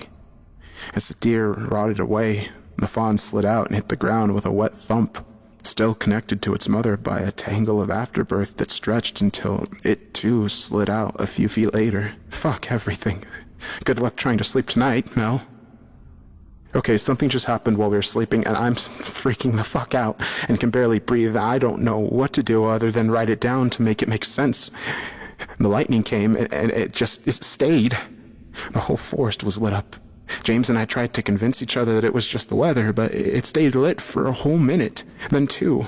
I begged James not to go outside, but he unzipped the tent and went out.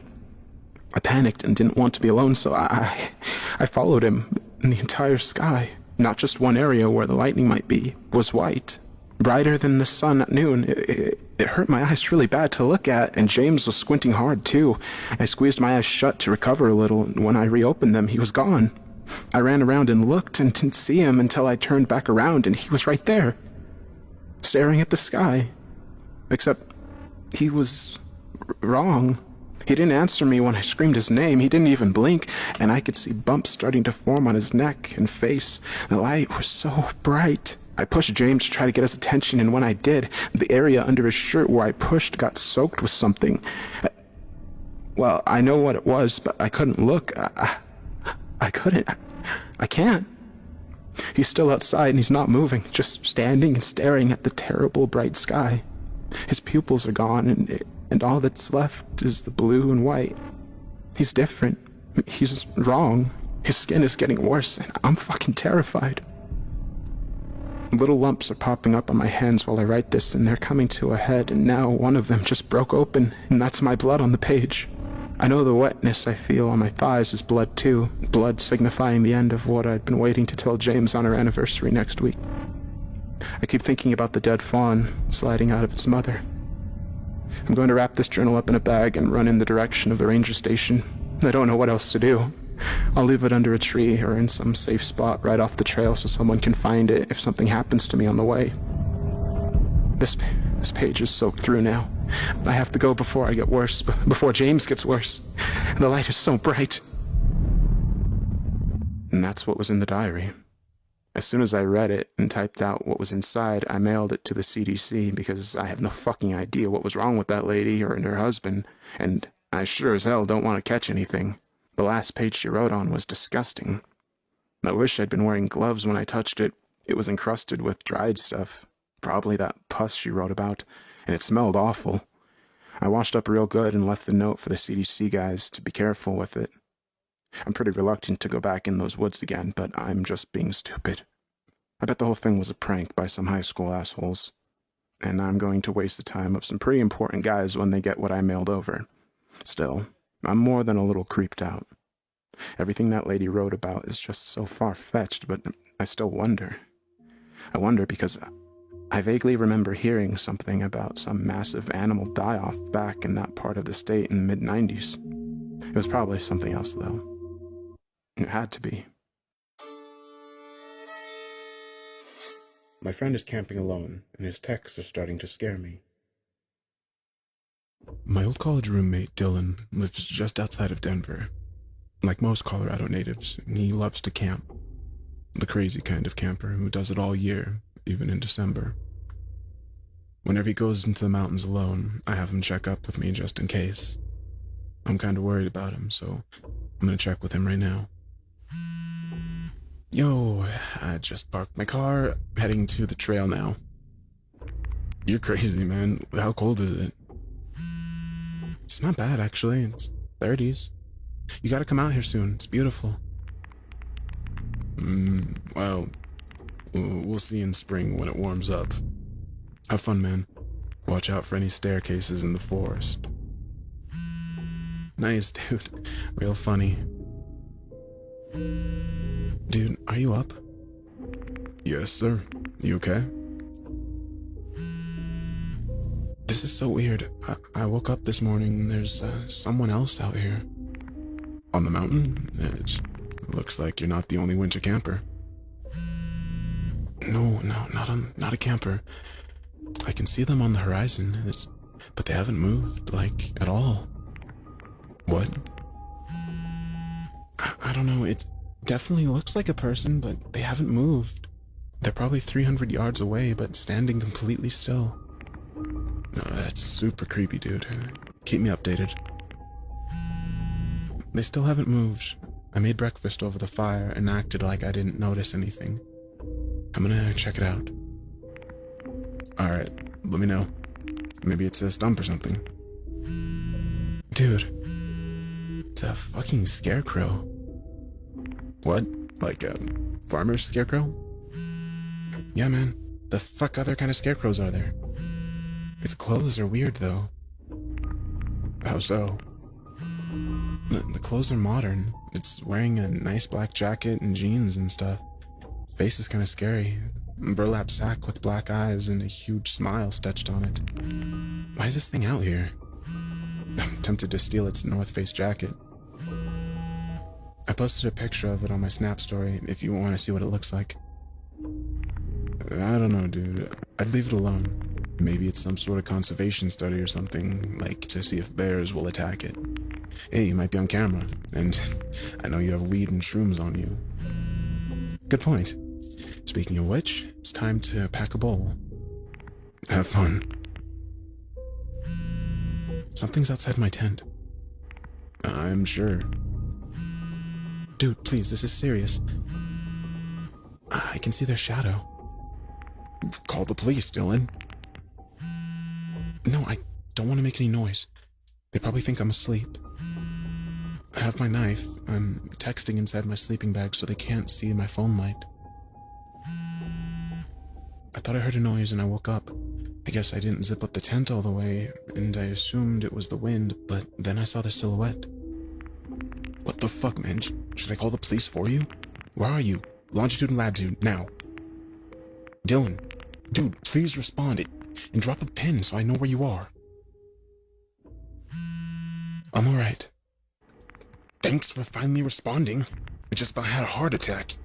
Barely slept. I was gonna call the police or the park ranger or something, but I don't know where you are. There's something weird though. The scarecrow is right outside my tent. Someone put it there last night while I was asleep.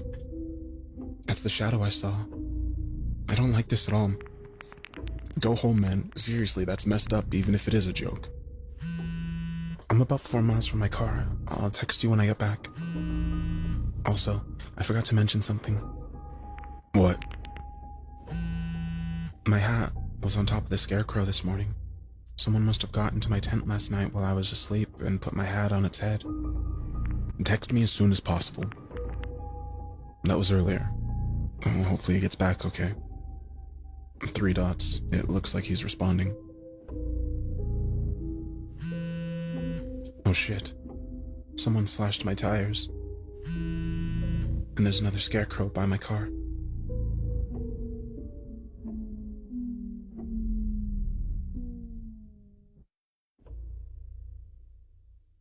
I've been working with Denver Park Rangers and police. They're not telling me anything. They said that they have the situation under control. I'm not convinced. Here's my last conversation with Dylan. Please tell me you're calling the police.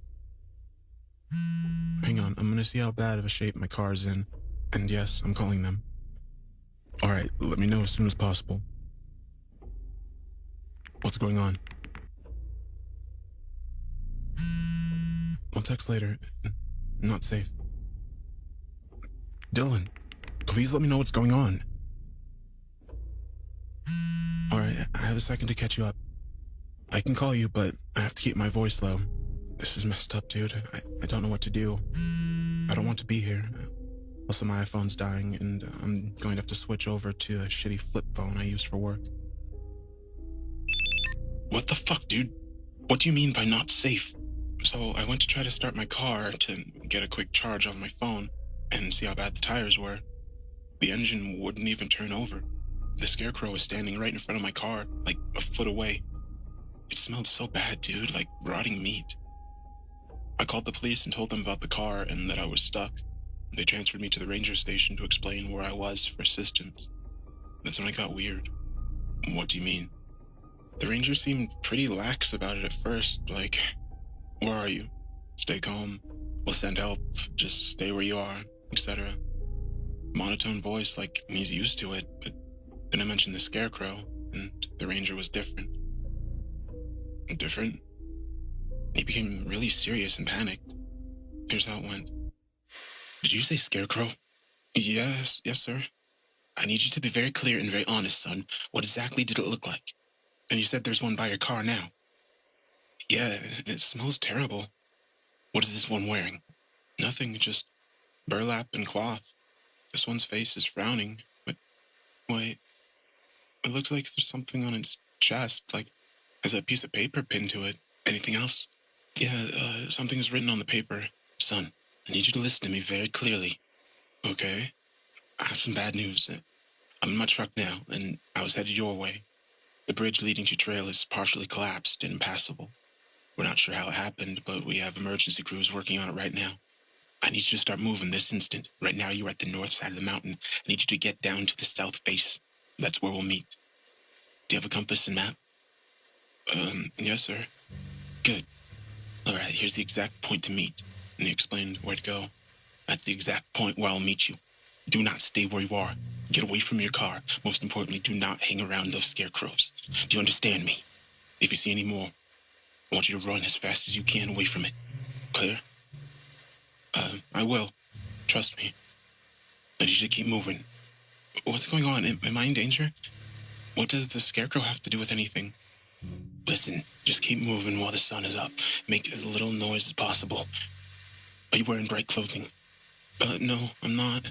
I have a dark brown coat and gray pants. Good. Try to stay out of plain sight as much as possible. Keep moving. Move quickly. And call me if you see or hear anything unnatural. Unnatural? You'll know. But only make phone calls if absolutely necessary. When night falls, stay warm and hidden. No fires. If you hear anything in the night, do not run. Stay as still and quiet as possible. Wait, will you tell me what I should be looking for? Get moving. Now. Wait, Then he hung up. Where are you now? I'm moving south. There's creepy stuff going on. What do you mean? I walked by the spot where the campsite was last night. The scarecrow, the one wearing my hat, wasn't there. Just gone? Yeah, nothing at all. Dude, I'm so sorry you're going through this. My eyes are watering just reading your text. I hate this, man. I just want to be home. You gotta do what the ranger said, and we'll get you out of there. Do you have data on your work phone? No, just talk and text. Great. Plenty of battery? Yes, thank God. I'm exhausted and scared as hell. Still making my way to the other trail on the south side to meet the ranger. Keep moving. I see a scarecrow. One from the camp. It's way up in a tree. Way up there. Dude, how the fuck did it get up there? What the fuck? Send me a picture. I can't get a good shot. It's so high up, and this camera sucks. It's just hanging there. Looks like it's staring at me. I'm so freaked out and tired. Something is dripping off of it. Get away from it, Dylan. The sun's about to set. I'm going to find a place to sleep. Dylan, you never told me what was on that note. The one that was pinned to the scarecrow. By the car. Oh, shit, you're right. It said, are you scared yet? Who the fuck do you think is doing this? Dylan? Dylan, are you okay? Text me back when you can. I don't want to waste your battery. It's getting closer. What is?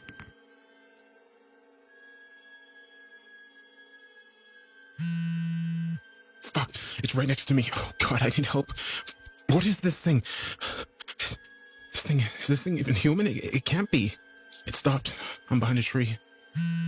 I don't know if it knows where I am. Oh fuck. Oh fuck, that smell, it's so bad. I'm gonna make a run for it. It's too close.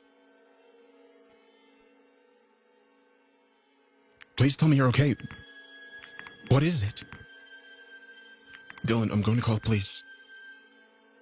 Oh shit, dude, what happened? Dylan? Hello? Dylan, are you okay? What happened? Hello? Hello? Hello? Hello?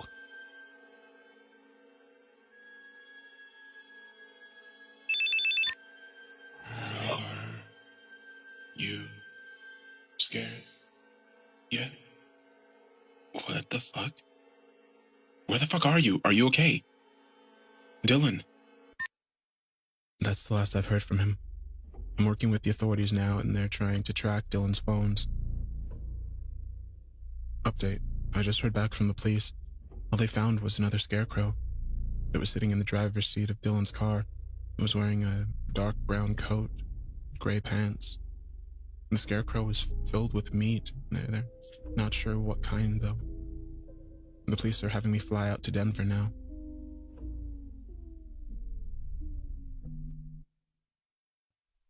As soon as I landed in Denver, I powered up my cell. I had a series of texts from Dylan's phone. I'm not sure what time they were sent. Come find me. Who the fuck is this? Where's Dylan? I'm with the police. We will find you. There's no response. After I got my luggage, I rented a small truck and drove to the ranger station. The police officer I spoke with told me that they were letting the ranger handle the investigation for now. As soon as I arrived, I was escorted to a back room. I assumed that it was the same ranger that had talked to Dylan. He was a lanky, disheveled man with shaggy black hair and pale white skin. He reeked of smoke and looked like he hadn't slept in years. I sat down across from him. He placed his hat on the table, lit a cigarette, and spoke. I called you down here because, at first, we needed your phone as part of the investigation, but I'm afraid that's no longer necessary. His raspy voice was tattered and broken. His clothes shared the same features. What happened? I'm sorry, but I can't discuss any details at the moment. You need to leave this to the professionals.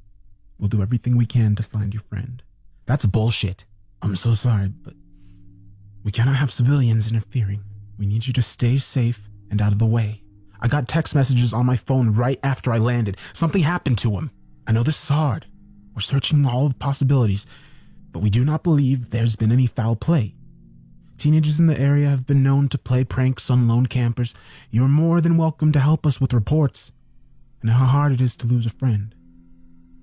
Oh, and these teenagers slash tires, steal phones, and send violent threats too? Fucking do something! You even told Dylan he was in danger. I promise. We were working night and day. I think the best thing for you to do is to stay off the trails and be there for his family and... I couldn't even let him finish the sentence. I was too upset. I stormed out. He didn't even attempt to stop me. I know that it was bullshit, but what was he trying to keep me from? I had the text evidence that Dylan was being followed by someone or something. I'm gonna figure this out. I went to the only place I was familiar with in the area, Dylan's apartment. I still remember his door code from the last time that I visited. The apartment was eerily quiet. I was overcome with feelings of fear and sadness. As soon as I saw a picture of Dylan in the kitchen, I couldn't help it. I had to cry. After a few moments, I collected myself, opened the fridge, and pulled out a beer, and I had to sit and think. As I got up and threw the empty beer away, I saw something in Dylan's kitchen. His Colorado map. I'd forgotten all about it. Dylan used this large, topographical map to keep track of all the places he trekked. The map was riddled with black thumbtacks and a few white ones. Dylan's method was simple, black thumbtacks for areas that had already been explored, and white ones for upcoming adventures.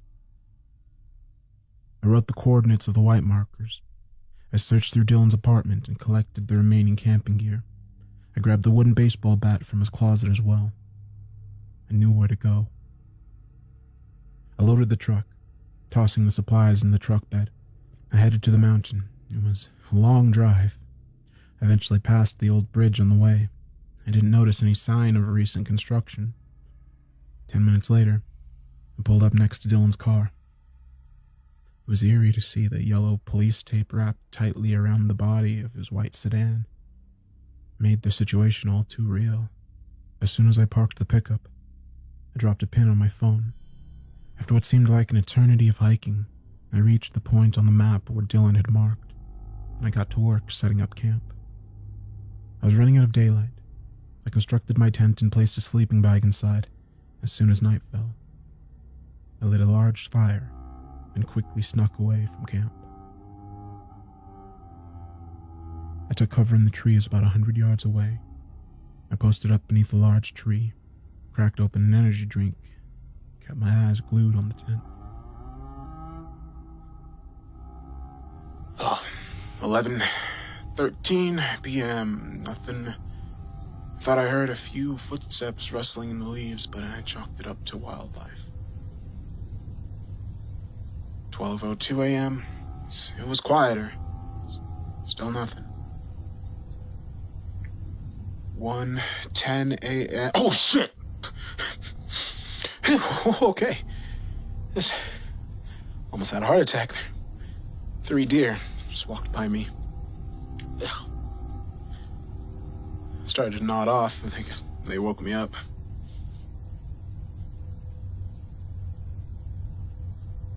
3:11 a.m. I saw something walking towards the tent.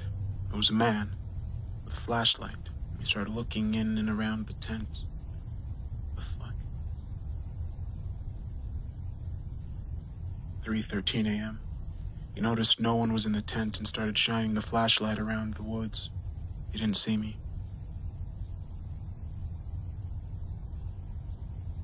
3:19 a.m. He started leaving and headed south. I followed. I took off my boots so I could walk quietly. I threw on a couple more pairs of wool socks and kept my distance. 4:01 a.m. I continued to follow, taking countless turns in the dark. He seemed to be wandering, shining the flashlight in front of him as he walked. 4:17 a.m. He finally stopped near a pile of leaves. He tripped on something and started brushing away the leaves, and I saw his face. It was the park ranger. There were doors under the pile, huge metal cellar doors.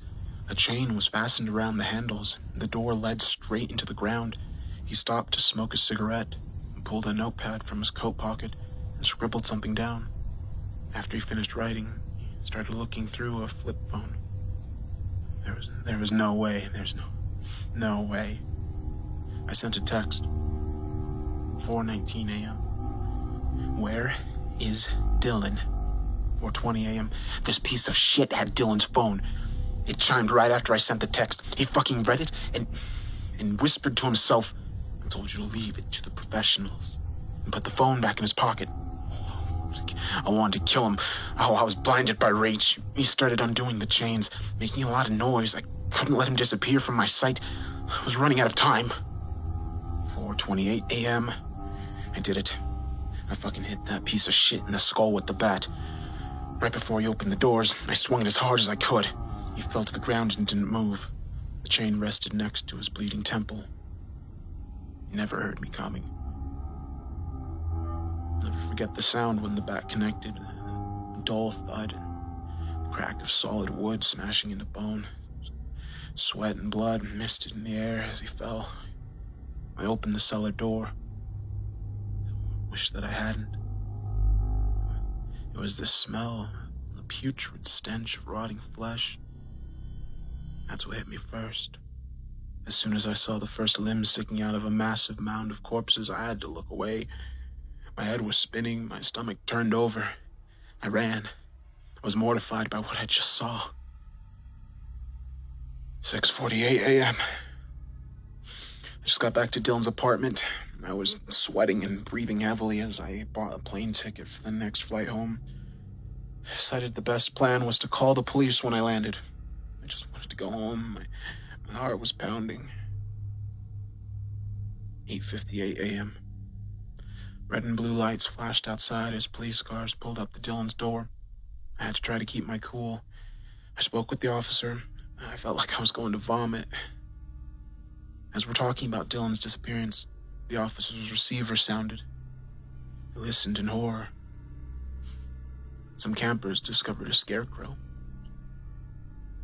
strung high in a tree, with a noose around its neck. The campers claimed dark liquid was seeping from its burlap skin, and it was wearing the park ranger's hat. My thoughts began to race. I've made a huge mistake. The ranger was just investigating a lead which led to the cellar. He must have found Dylan's phone after I got a weird text. But how did he get the key to the cellar? I acted so quickly. I hit him with the bat and ran. Oh shit, what have I done? I just left him to die. Most importantly, the cellar. What the fuck was that? My phone chimed. I had a text from an unknown number. 10:10 a.m. Why did you run?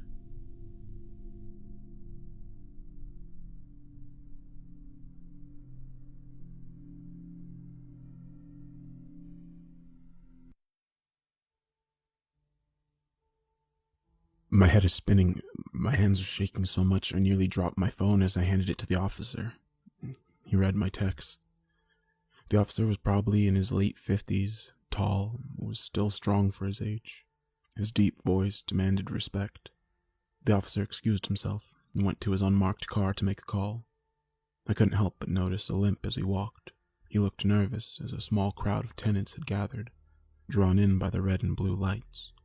Dylan lived in an apartment complex inhabited mostly by college students and young professionals. They are townhome style, so each unit has 2 floors and a backyard. There were about 30 townhomes in total.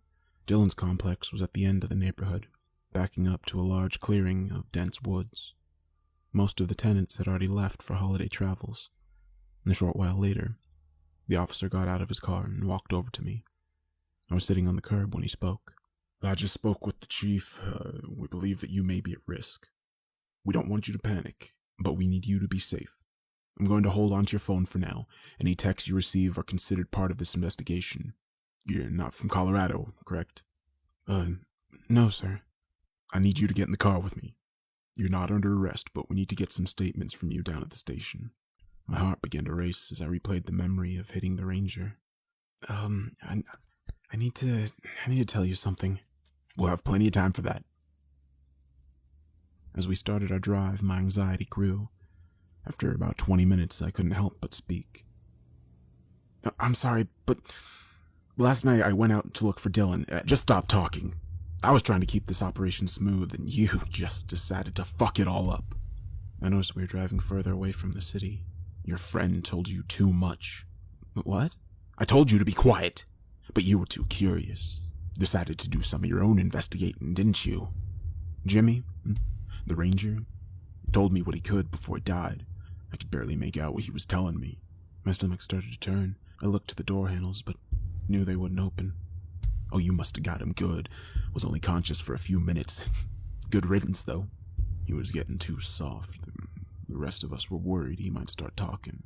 Said he didn't want to do this much longer. I couldn't believe what I was hearing.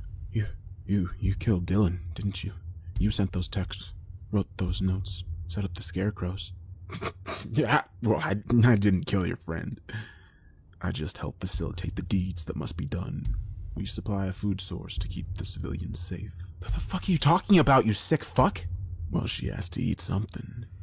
You don't want her coming down from the mountain, do you? Can't get rid of her either.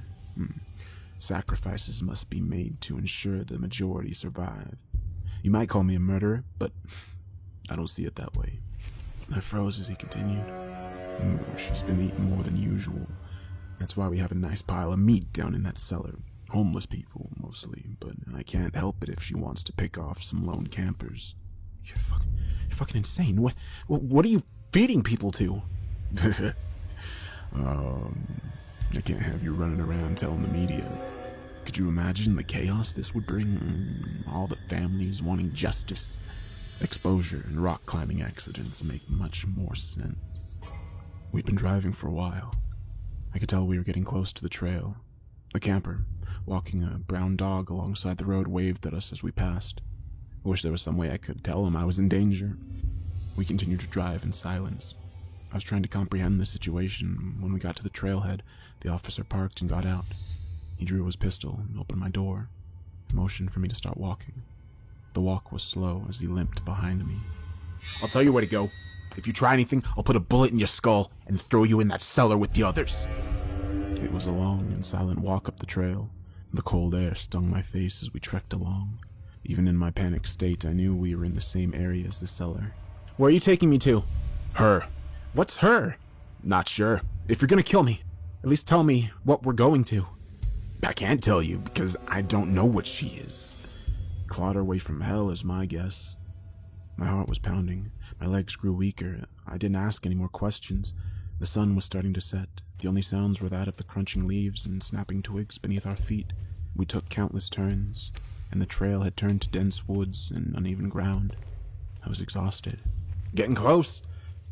I'm glad I didn't have to drag your corpse all the way up here. I'd already lost track of time. What seemed like hours of hiking finally ended. We finally stopped in front of what was a small pond, perfectly round. Something was wrong, though. The water was black, and a thick layer of fog clouded the surface. It should have been frozen in this cold. Peeking just above the haze, I could see the heads of 100 scarecrows lining the pond's perimeters. All were facing me, as though they had been waiting. The officer began to speak again as he started building a fire. The routine started to wear on us. It always was the same. Get the bodies, throw them in the cellar, write a bogus police report, contact the families. It got stale. She got tired on the easy meals. So, we gotta get a little bit more creative. We gotta get a camper scared, gotta get them moving in this direction, let it hunt, it likes the trophies. He nonchalantly pointed to the scarecrows. When I saw your buddy's phone, took it upon myself to get you down here. Thought it would be more of a challenge. You basically turned yourself in. I felt myself becoming more nauseous as I recalled the events that led me here. Night fell. The black pond began to stir. Won't she kill you too? Likes them one at a time. Whatever she can get to first. The water began to churn as it surfaced. Black ripples formed small waves that splashed against the pond's edge. Its dark, matted hair was the first feature that broke the surface. I immediately smelled the damp, rotting flesh. I was frozen in fear as it moved in my direction and continued to ascend from the dark pool. I cannot fully describe what I saw. The hellish figure that had risen from the inky depths moved closer. It had a tall, thin form with long hair descending from its head to the middle of its body. It kept the shape, momentarily. Whatever it is, it does not belong on this earth. As the creature moved closer, it would rapidly lose its form in a flash of gray and black static, only to return to the previous shape. I was able to make out a skeletal frame in between the rapid flashes. It moved closer. I heard something behind me, the shuffling of leaves and a man's voice yelling in the distance. I turned around in panic, only to see a large brown dog dragging a broken leash behind it. The canine walked casually as it eyed the officer and I with a curious skepticism. A beam of light flashed before us, and a man carrying the other end of the leash appeared. The same man I'd seen earlier on the road. Oh, sorry, guys. I've been chasing my dog forever. He broke off the leash and started following your scent. He saw. What? I took advantage of the moment. My survival instincts kicked in. The officer was distracted for only a few seconds, then I started running as fast as I could, only to be outpaced by the frightened dog. I heard the first bullet fly by my ear, and the second shot came soon after. I never forgot the camper's scream as the bullet pierced his body. His agonizing voice echoed throughout the mountains. I never actually heard his screaming stop, but it only grew quieter as I ran further away from the pond. I ran for hours, fueled by adrenaline and survival. I knew the officer couldn't keep up with me, and he had to make sure that this new witness could not escape. I will not disclose details of where I went or where I currently reside. I'm not sure who's hearing this. I'm safe at the moment. I will attempt to work with the true authorities after I figure out how to tell them what I've seen without sounding insane. Right now I'm trying to forget the sound of the man's screams and the snapping of his bones.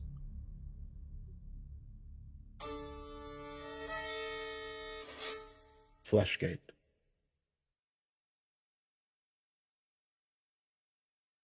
Months later, I can remember all of them, down to the slightest idiosyncrasies and quirks. They were my friends, and they're gone now. There's a hole in my life where they were. Sometimes I'll remember something they said or did. It'll hit me like a ton of bricks. They're gone now. They never existed. I'm sorry for being maudlin and bringing everyone down, but I think this is the only way I can really introduce my story and explain why I feel like this. Why I have to type this out. I think that writing this is the only way I can learn to accept that. I'll try to keep these downer tendencies to myself as I'm writing all this down, but I can't make any promises. I know that being the third wheel in a group can be a terrible thing, but I can think of something worse. Being the fifth wheel. If you're the third wheel, that makes your group a semi-functional tricycle. If you're the fifth wheel, you're left as some obscure car from the 50s that no one remembers or cares about.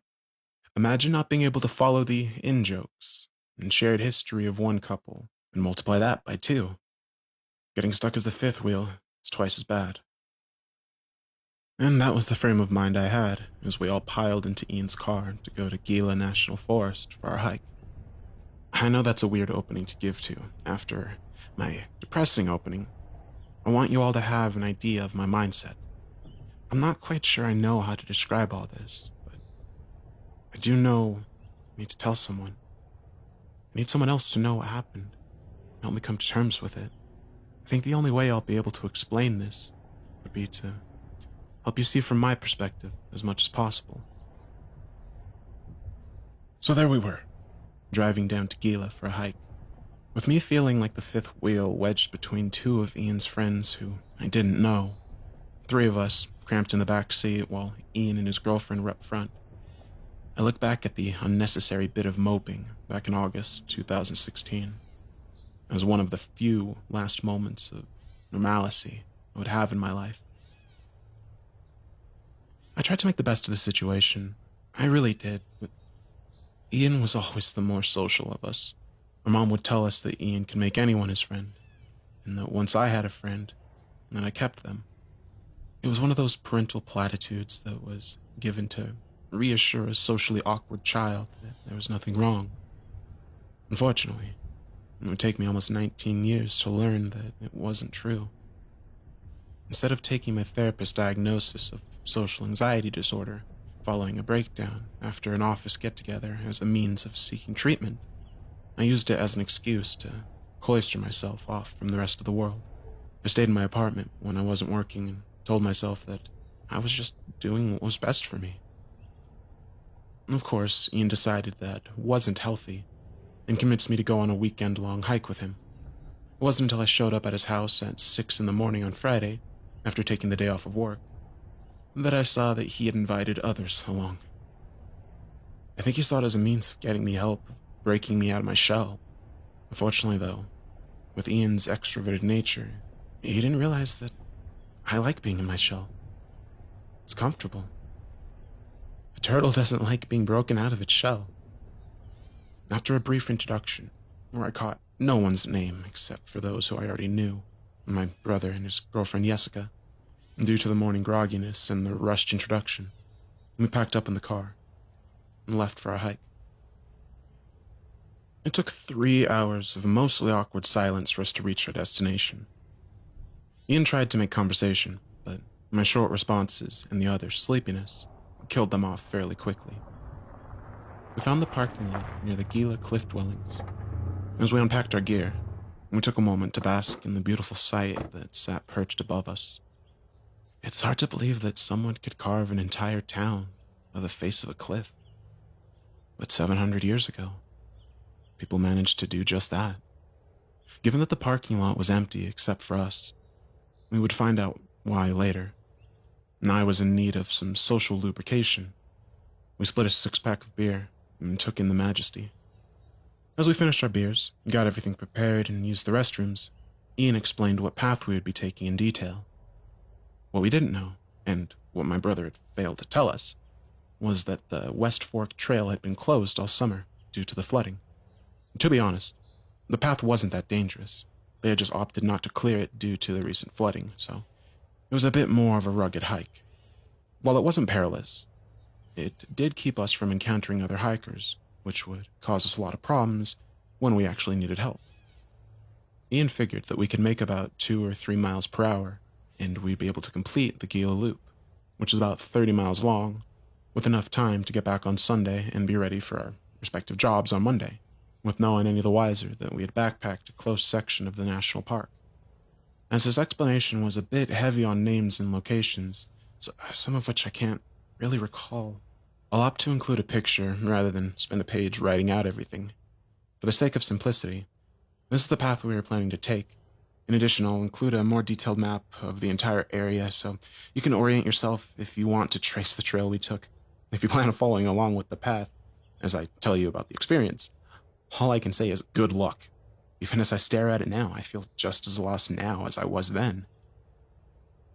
I was just going along with the group and trying to keep a positive mind about everything. I wanted to try to do a better job of getting to know Ian and Jessica's friends. I think my circumstances had finally begun to set in. I'd been living in a quiet apartment in New Mexico for over a year. I had no friends. I would go to work, go home without doing anything else. Sometimes I would spend an entire weekend without saying a single word to anyone or seeing another person. I know that if I didn't change something quick, that solitude would become the norm.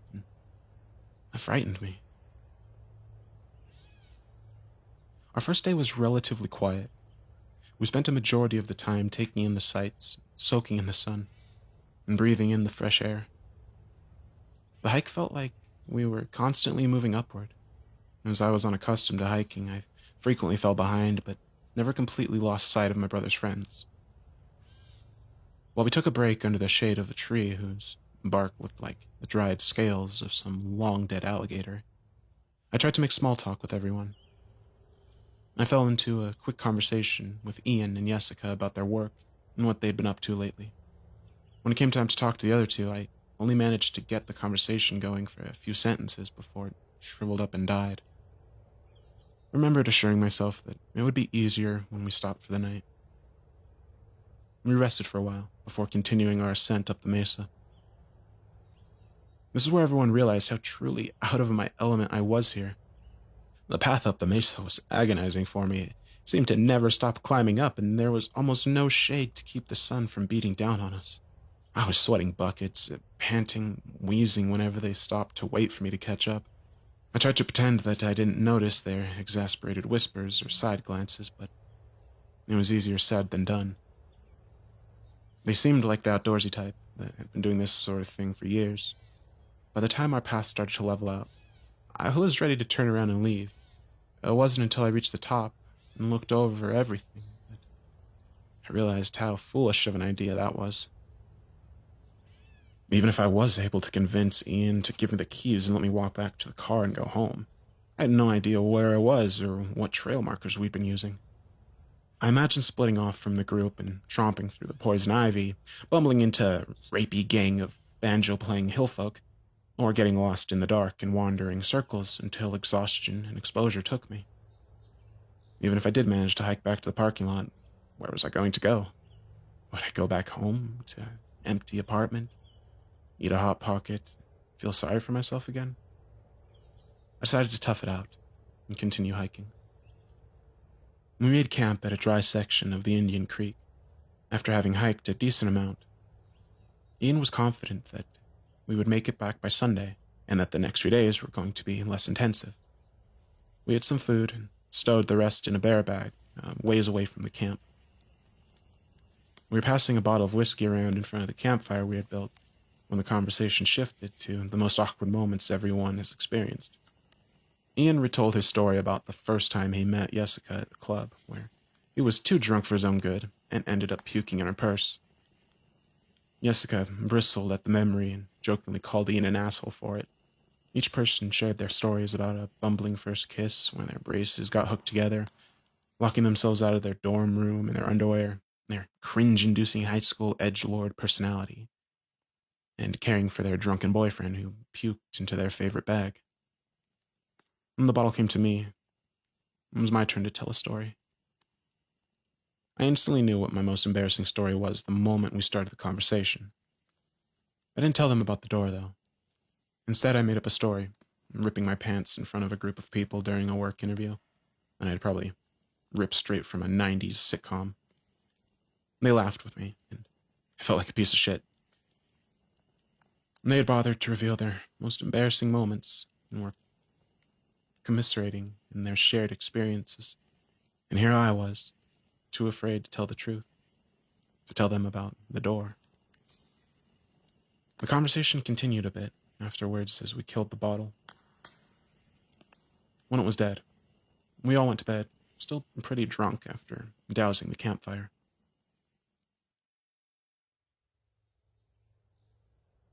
I woke up in the middle of the night, desperately needing to use the bathroom. I was still a bit fuzzy from the bully-out whiskey. I tromped out into the woods to do my business. It wasn't until I was almost done that Nadia's voice cut through the blackness. She asked me if I had a lighter. Since I hadn't heard her approach, the sound of her voice made me jump. It would have scared the piss out of me if I'd not just gone to the bathroom. I mumbled something about having a lighter back around the camp. And she told me she had dropped hers and asked if I'd help her look for it, but I was too out of it to be any good to anyone, so I told her we'd look for it later. I vaguely remember her mumbling a protest as I stumbled back to my sleeping row. It wasn't until I woke up the next morning that I realized how stupid I had been. Apparently, they had heard yowling in the surrounding woods all last night. They thought the sound could have possibly belonged to the Mexican gray wolf, but no one was sure. Ian knew that they had inhabited the area, but were very uncommon. I paled at the thought of being mauled by a wolf while out peeing in the middle of the woods. I decided next time I would wake up Ian before going out into the woods to answer nature's call. We packed up a while later, after a light breakfast, and continued on our hike. The second day was a little better. The overbearing sun I suffered under previously was hidden behind heavy clouds. We crossed a number of rivers as we followed the 157-729 junction. We went along the Little Bear Canyon as we headed toward TJ Corral, which was towards the end of the hiking loop. As the path hadn't been cleared yet, we frequently had to dodge patches of poison ivy and stinging nettles. I fared much better on this hike, despite nursing a slight hangover. I felt like I was doing a much better job of getting around with my pack of clunky boots my brother had loaned me. We made camp around midday and purified some water from a nearby river, boiling and adding iodine tablets to them. As the last section of our hike didn't really have many opportunities for drinkable water. I think that maybe our encounter last night with the yipping and yowling wolves had added a bit of seriousness to the hike, as there wasn't as much joking around or conversations this night. We talked a little bit, but mainly just had something small to eat while we stared into the campfire. Ian and Jessica were the first to call it a night. I stayed up with the others for a bit, but we were mostly silent. The other two slowly went off a bit later, and I decided to enjoy the warmth a bit longer before getting ready for bed. Just as I'd finished dousing the fire, I remember Gary coming up to me and asking me for the map. He told me he wanted to plan the rest of our trip, and that there was a spring nearby that we should really visit, and it wasn't too far out of the way. I grabbed the map from Ian's pack and gave it to him before turning in. I woke up the next morning to the sound of Ian rustling around his bag. He sounded angrier the longer he searched. He knocked mess kits into each other as he peered deep into the bag for something he was missing. Frustrated that he wasn't finding the item he was looking for, he turned the bag upside down and dumped out everything. He was practically ready to tear out his own hair, and it seemed like he had spent an entire morning looking for that one thing. Wanting to know what was up, I asked him. We started talking. He asked me, "Hey man, have you seen the map anywhere? I can't seem to find it." Well, where's Gary? And I gave him the map last night so he could map out a little detour on the trip so he could visit a spring. Why don't you ask him? He probably knows, I answered. And it was then that Ian said something that changed everything. Gary? Who are you talking about? Do you mean Oliver? Don't tell me you thought his name was... I explained. No, I'm talking about Gary, the tall guy, kinda lanky. You're joking, right? He looked confused for a few seconds and made a questioning sound like a really old computer trying to process something moments before it catches on fire. The pieces clicked, and Ian shouted, "Who the fuck is Gary?" Getting the attention of everyone in the area. He was... Some fucking guy asked you for our map in the middle of the night and you just fucking give it to him? You handed our stuff to some random stranger you met in the woods?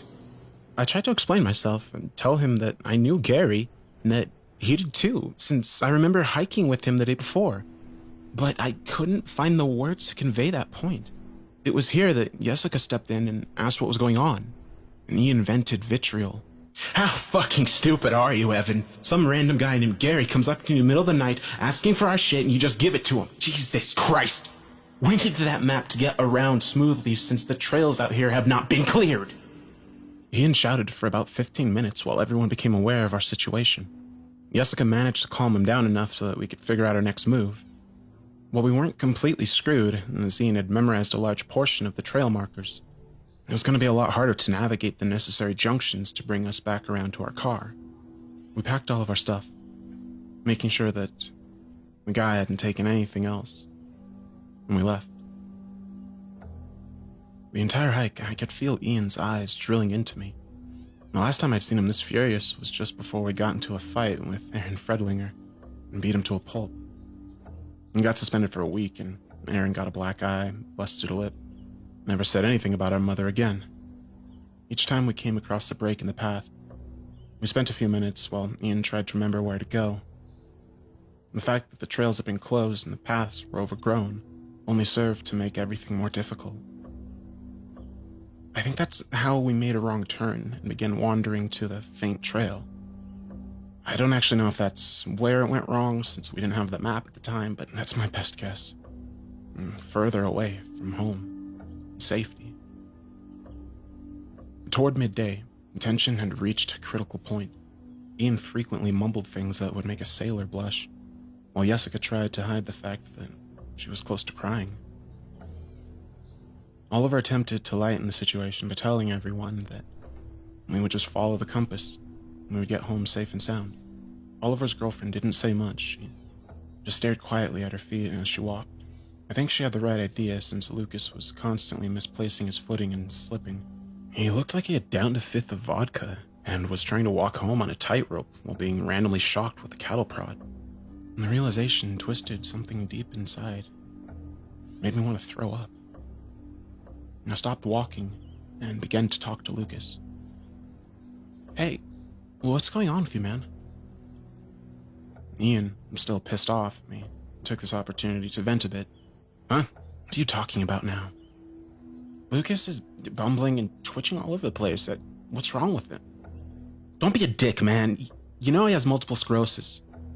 We told you before the hike started about his condition. As soon as he said it, the events came rushing back to me as clear as day. I recalled Ian pulling me aside and telling me about his friend's diagnosis and how it was likely going to be his last opportunity to undertake a long hike like this, so we had to help him and move slowly. I remember watching him scramble up the trail and thinking about our own mom and her illness. It brought back bittersweet memories of birthday wishes given to us from hospital beds and hearing her sob quietly to herself in the middle of the night. She thought we were asleep. Guilt flooded over me. I stepped forward to apologize to Lucas when it happened.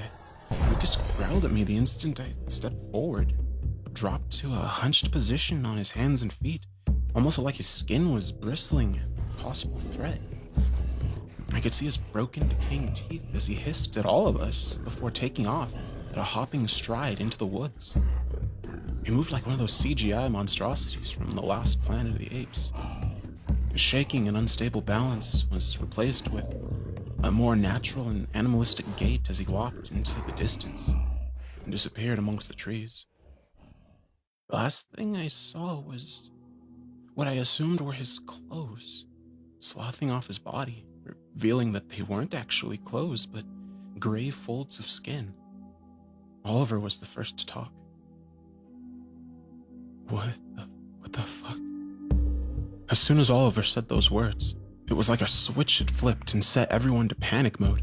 We began to run along the trail as if it would do us any good. The only thought in my head was to put as much distance as possible between me and that thing. I think it took about 15 minutes for us to run out of energy with our heavy packs and the disorienting nature of the woods.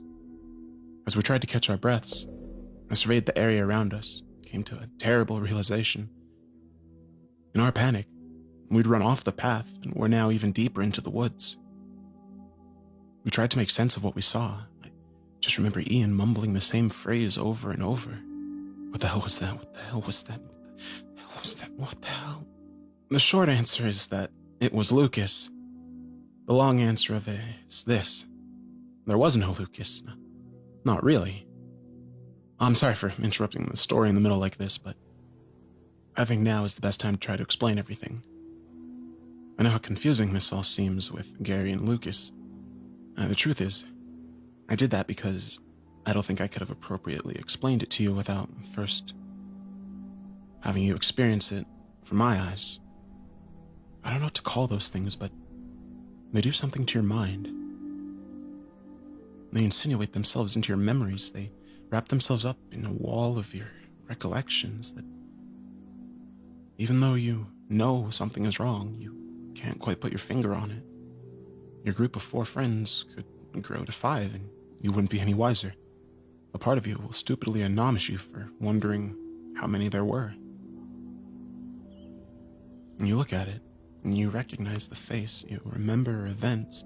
You remember getting drunk at the bar together. You remember them crying on your shoulder after a rough breakup. You remember everything that happened between you, but none of it's true. I don't know how it does it. It crawls into your head somehow. It makes you see things in a way that benefits them.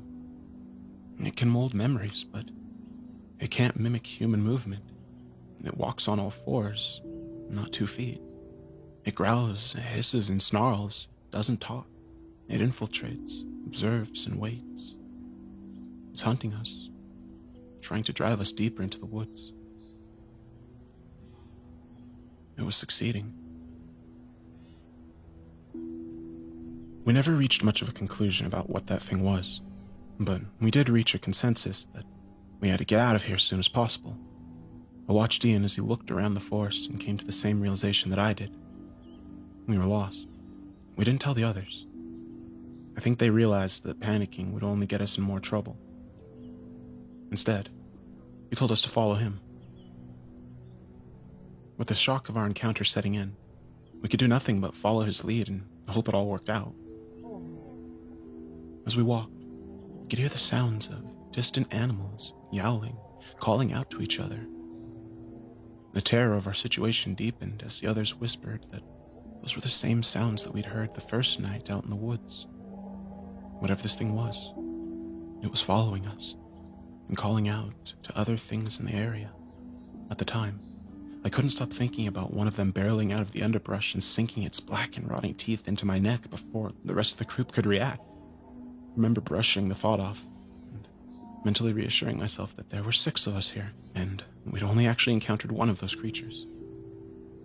As the day pressed on, we seemingly wandered south in an attempt to pick up another trail that would lead us back to the parking lot. I couldn't help but shake a nagging feeling in the back of my mind. It felt like I had forgotten some important deadline that I should have never forgotten about. It wasn't until Oliver mentioned his wish of being back in the car that Jessica stopped dead in her tracks. We all turned towards her, but knew what was coming the second she asked. We only took 1 car down, right? Ian snapped, more fearful than frustrated. Of course we did. Remember how cramped everyone is with the tiny-ass Prius with all of our camping gear smashed into the trunk? What about it? Jessica went white, as if this were the first time that Ian had ever raised his voice to her. She paused for a moment before asking, "How many of us are there right now? And how many does your car sit?" Ian's car sat 4 people comfortably, 5 uncomfortably. There were 6 of us out in the woods at that moment. Everything happened at once. Ian swore. Oliver's girlfriend gave a half shriek, half gasp, while I looked wide-eyed from person to person, trying to figure out which one of us didn't belong here. Sarah was the only one who managed to say something, and it was... She hadn't finished her words before her jaw popped open. I don't think it dropped open like she was astonished at something. It popped open like it was dislocated from her face. The space between her lips was a massive, sinky, pink void of inflamed gums that looked at least a foot wide. She looked at us with dead and dull eyes. She slowly raised a twitching hand up to her jaw and tried to lock it back into a more human-esque appearance. She popped it back into place with a hollow-sounding squelch of meat and bone shifting into place, as if nothing was wrong about what just happened, before she tried to speak again. Ian was the first to react. He stepped towards the failed facsimile of human and swung his walking stick at her face while bellowing, "Get out of here!" She hopped back from the first attack in a sloppy motion and landed on all 4s. Her body shuddered as if an electrical jolt had passed through her. As she slowly backed away from all of us, facing Jessica the entire time. She hissed at us one last time before retreating deeper into the woods with a convulsing lope. It took a moment for all of us to regain our composure before we continued walking, while trying to look in every direction at once. I remember Oliver rambling as we walked. He kept asking, although no one was responding to him, "Did you see how it moved? Did you see how it moved?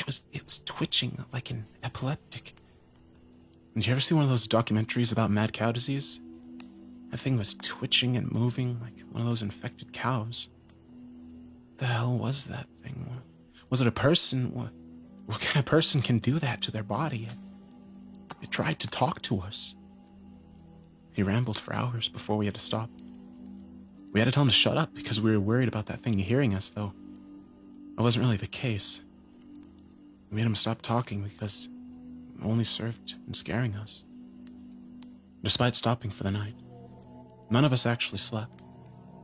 We sat around the campfire and listened to a sound of high-pitched whining and yelping coming from all around us. It seemed like any time I actually got close to falling asleep, the calls would start up again, jolt me awake. We spoke in hushed whispers, tried to figure out what they wanted with us, even though none of us really wanted to answer that question. The hours dragged on almost endlessly before dawn broke. We continued our hike. We spent Sunday hiking around and trying to find a familiar sight.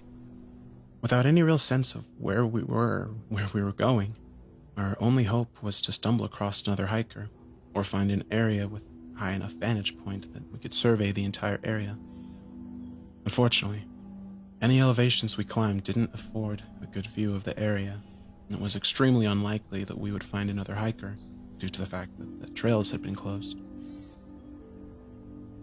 Even if we did, what were the chances that we would trust them and could be certain that it wasn't one of those things? Midway through the day, Ian whispered to me, "Count the people wearing backpacks. One of them is with us again." I casually looked over my shoulder and noticed that one of our group was walking without any gear, and they trailed behind us, but were still in our vicinity. They moved slowly, but didn't show any of the jerking movements of the previous 2. The thought that it was learning to mimic our movement unsettled me. Without really thinking, I shucked off my backpack and approached the imposter. Before they knew what was happening, I shoved them as hard as I could. The instant my hands pressed into their shirt, it felt like something slick and warm. It felt give way, like the outer layer falling off of a rotten mango. Their shirt slid off their body into my hands, and I quickly realized it was their skin. This thing was actually naked, but gave the appearance of clothes by altering the color of its almost translucent skin. I dropped the skin that had slothed off and it hit the ground with a wet slap. The creature toppled backwards and began yelping. I can only describe the sound like... Imagine you get out of your bed in the middle of the night to take a piss. As you're feeling your way through the darkness out of the room, you step on your dog's tail. Imagine that surprised yelp of pain and the surprise that comes along with it. Now forget the sound that a dog makes, as it's nothing like what one of those things can vocalize. Just focus on that emotion, the sudden surprise and guilt. Here's the worst part. I shouldn't have felt bad. Those things were stalking and tormenting us. They were likely hunting us, and I felt bad for harming it. I shouldn't have felt bad about it, but it wanted me to. So I did. The thing writhed on the ground on its back for a few seconds, making a pitiful noise before it reached back with its arms and pushed itself upright, its hands in the balls of its feet, its joints popping wetly and its muscles and bones adjusting to fit its new position. That crab walked away while shrieking the entire time as Ian pursued it with his walking stick, hoping to catch up with it and cave its head in. It wasn't until the thing disappeared from sight that I realized that the shrieking wasn't just coming from the monster, but from Jessica as well. It was trying to mimic her response. With Ian gone, and Jessica's scream possibly drawing more of those things to us, I decided that I had to do something. I stepped forward and wrapped her in my arms.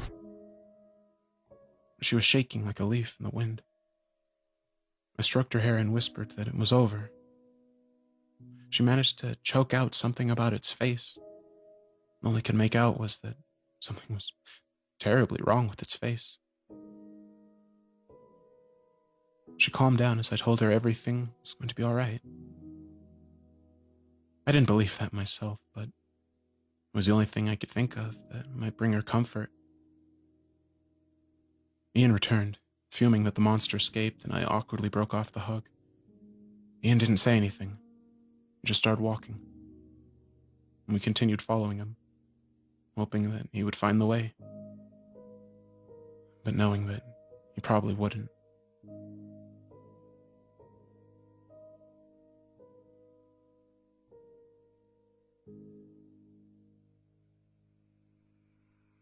Six hours later, we settled down for the night. It felt like we'd been going in circles all day and made absolutely no progress. And for all we knew, the thing could have been tinkering around with our memories and convincing us that familiar landmarks were now leading us deeper into the woods. I didn't tell the others, but I think I knew what those things wanted with us. They wanted to lead us deeper into the woods. They were trying to force us to exhaustion. And when we were too weak to defend ourselves, they would descend upon us and eat us. Oliver was right about that. If that thing is similar to us in any way, then those twitching spasms were likely some sort of prion disorder that came from eating humans. After eating some jerky, since we decided against having a fire and drawing more of them to us, we reached the conclusion that we would have to sleep in shifts. I volunteered for the first watch because my insight into the monster's behavior had robbed me from my desire to sleep. The others went off without so much as another word. They were exhausted, and it wasn't until an hour into my watch that I realized I was too. Even given the monster's grotesque appearance, everyone needs to sleep. Jessica joined me about 2 hours into my watch. She admitted that she couldn't sleep after our encounter with the creature. I nodded in agreement. Both of us had seen something terrible that the others hadn't. We talked for a good 30 minutes about what we thought it was, or how everyone was handling it. She was worried about Ian. She confessed that he is acting erratic and that it was scaring her. I wrapped my arm around her for a moment and told her that we were all scared. She looked me in the eye, told me that she was glad I was there. And I felt something twist deep down inside me that I had buried a long time ago when I first met her. The longer she stayed with me on watch, and the more personal our conversation became. She confessed that she and Ian had been fighting a lot recently, and she was wondering if they were going to work it all out. At the start of their relationship, they were great together, and he made her feel wonderful, but there was something that didn't quite feel right. Like, there was something missing. I listened to her talk about everything that was going on in her life. I knew I had to do something. I knew that if I didn't do it now, I would regret it. I had to tell her about the door. She listened quietly as I told her everything. It was the event that had precipitated my breakdown at work and my social anxiety disorder diagnosis at the therapist's office. Everything started off simply enough one Friday at work. I was in the lunchroom, eating my sandwich and reading a book as per my usual, while my coworkers talked about their plans for the weekend. One of them was having a housewarming party, and they were inviting everyone at work.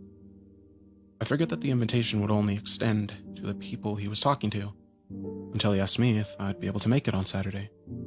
As it was the first time I had been invited to hang out after work, I chose to go. And I spent all of Saturday getting ready, planning what were interesting topics to bring up in case there was a lull in conversation, and the bottle of wine I was planning to give him as a housewarming gift. After psyching myself up, I left to go to the party with the bottle in hand and my spirits high. I convinced myself that I was going to be the life of the party and that maybe if I played my cards right, I could finally find a friend at work that would make time fly by instead of dragging on. It wasn't until I reached the house that false bravado began to crumple apart. I stopped in front of the neighbor's house, as everyone else already had a car parked there. It was then that I felt my heart beating, like I had just ran a mile. I began heading up the driveway with the wine bottle in my hands, my palms sweaty. It wasn't until I reached the door that I realized that something was terribly wrong. All the excitement that I'd been building up since Friday afternoon was now replaced with something else. Apprehension. All those topics I'd thought up seemed boring, and all the reassurances I'd given myself seemed hollow. I didn't feel prepared for this at all. At this point, a small part of me whispered something that has stuck with me to this very day. It intimated that they never really wanted me to come out. They'd only given that invitation out of courtesy and didn't actually expect me to come out to their house. It said that if I knocked on the door, then I would be making a fool out of myself. It told me that I wasn't even comfortable in my own skin, so how could I even dare to imagine that they would enjoy my company? They wanted to celebrate with their friends. They didn't want to listen to me fumble for something to talk about.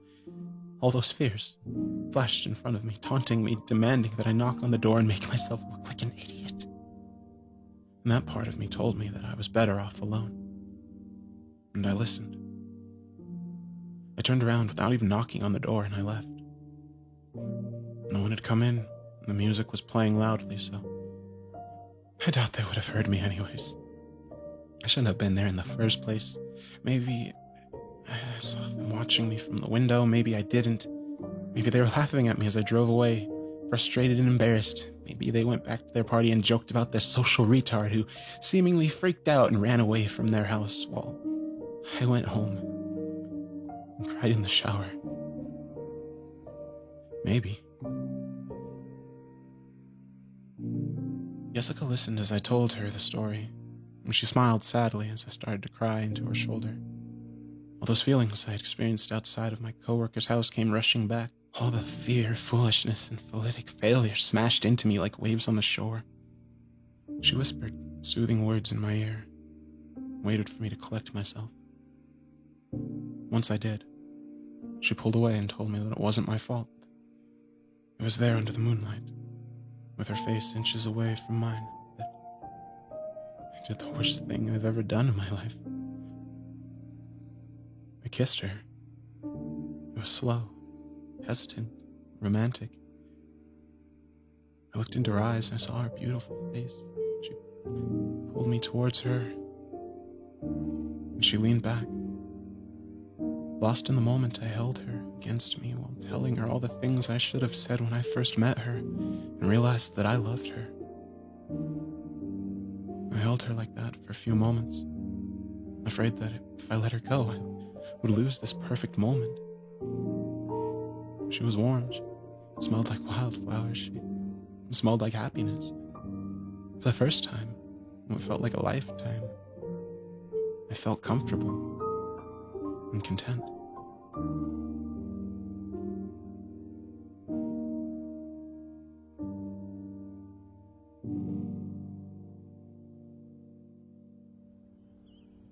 don't know when I drifted off, but I do remember waking up.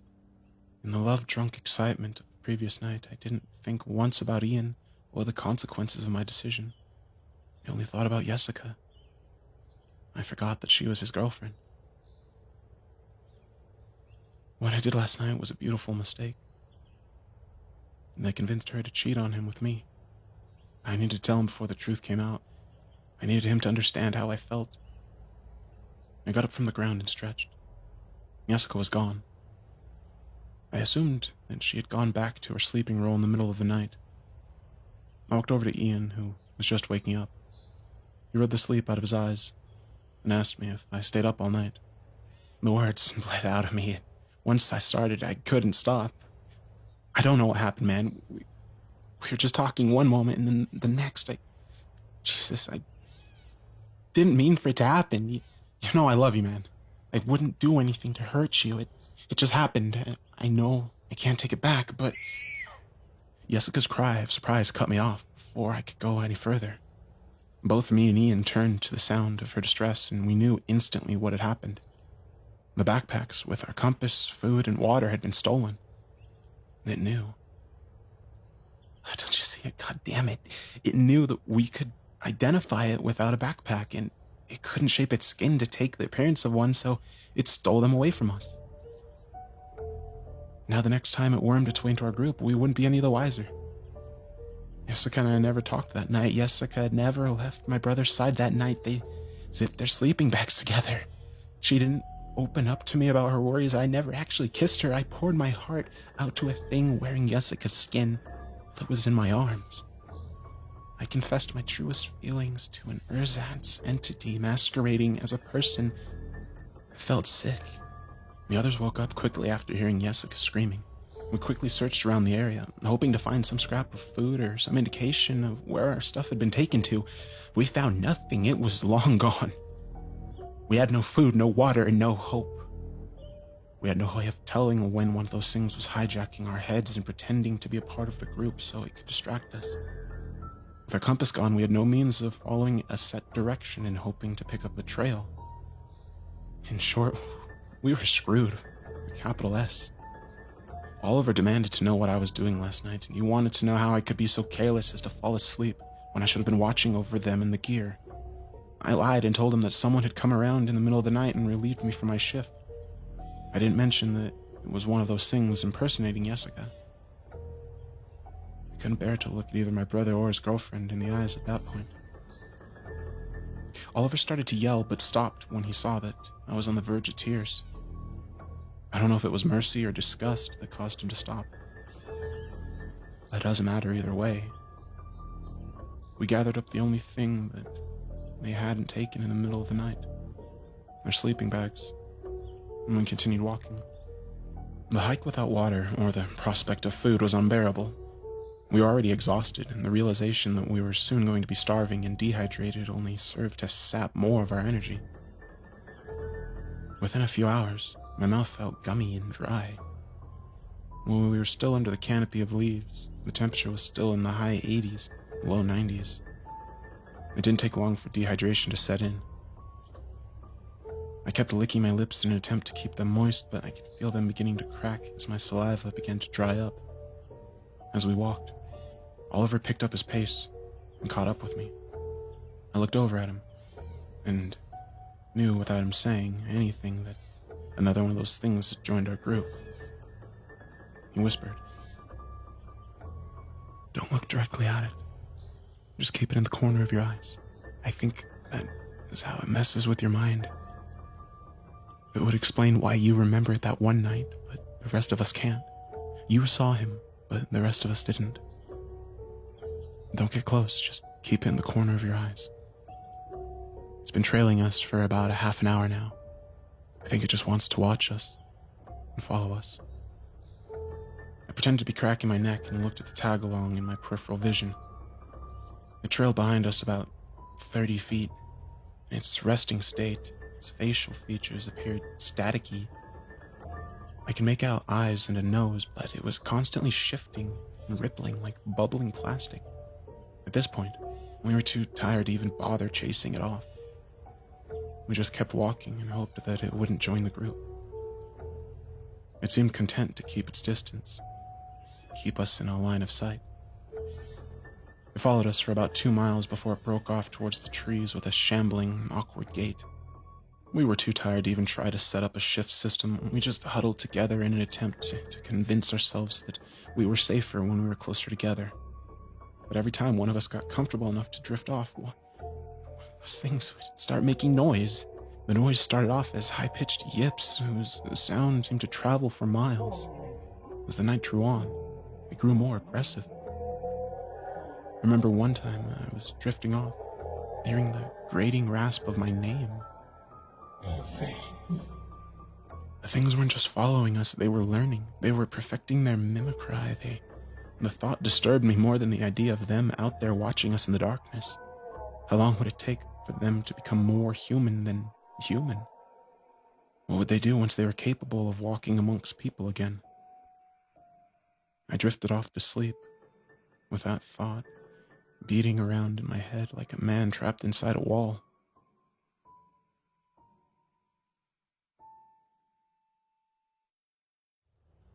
We got up on Tuesday morning and left without a word. At this point, there was nothing to say. Some of us had been awake all night without food or water. The constant stress has completely worn us down. We continued hiking in the same direction we'd been going, in false hope that we would come across someone. In the end, our hike looked more like a death march.